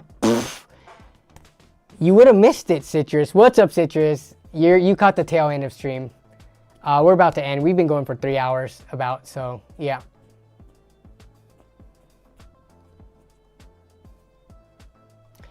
Can you explain how is the GTX? I thought the 1060 was closer to a 1650, but the 1070 and 1080 outperform the 1650 because it's not the second number in NVIDIA's naming scheme that you need to pay attention to. I mean, you kind of have to pay attention to it for the generation, but you gotta pay attention to that third number, that 5. It's a 50 series card. It is more of an entry-level card, if anything. Sometimes when you get to the newer generations, it will outperform the older generation 60 and 70 cards, but that's not always the case. CES is indeed next week. Oh! So I got a lot of questions about if I was going to CES or not, and if anything, the push for me this year is to go to Computex, which is in Taiwan. That's going to be a much more difficult or a task, but I'm going to see if I can get sponsors and stuff to go over to Taiwan, because then Melissa can also come and then we could also just spend more time there vacationing. But yeah, Computex though, Computex I want to go to. CES, not gonna go to, but with every time we get CES and Computex, there's always juicy, content and stuff that's being released there that we could look over and discuss as a group. So that's always fun. So yeah. Unrelated, today is Citrus's birthday. Happy birthday, Citrus. You get celebrations in the chat. How old are you, if you don't mind answering? You get happy birthday cheers. Only place you go to is CVS. What's my opinion on a 1070 Ti? Honestly, I think a 1070 Ti is a great budget, entry-level, like used PC, $400 PC card. If you're building an older used system, 1070 Ti is a very solid card.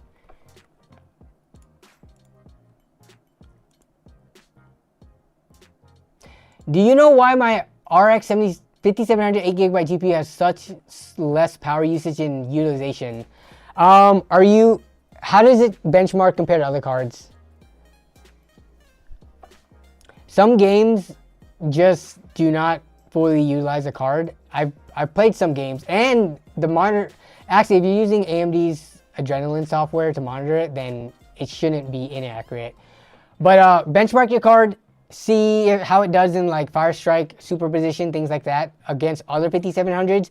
If it's performing on par, then it could be that you're just playing games that aren't fully using it. If your card is underperforming, then that's more of an issue. Then that could be a number of things. Could be, the first things I would try would be like driver updates, firmware updates, stuff like that. When you say it's not utilizing it, I'm assuming you mean it's not utilizing it relative to the specs. So like however many watts, what is the 5700? What's the power draw on it? That's what I'm assuming you're saying when it's being underutilized.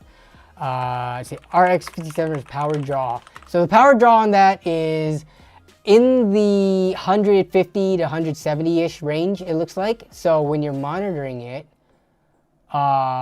is it around there or is it much lower? 21? For some reason, Citrus, I always thought you were a bit older. Like maybe in your 30s. 21. You can now legally drink in the US. Happy birthday, by the way, though. And great to see you on stream, as always. All right. With that said, that is going to wrap it up the stream. I hope everyone had a good New Year celebration, you know, leading into the new year. It's a new year, 2024. Hopefully everyone strives to do great things and seeks to make this year better than the last and to make themselves a better version of themselves than last year. That is going to be my goals. Very generic, you know, very general, but yeah, always strive for self-improvement. But in terms of content, look out for the LAN party stories video coming before the end of this week. I promise that for sure. And everyone have a great rest of your night, have a great rest of your week, and have a great weekend coming up. Take care, and I will see you next time. Bye-bye.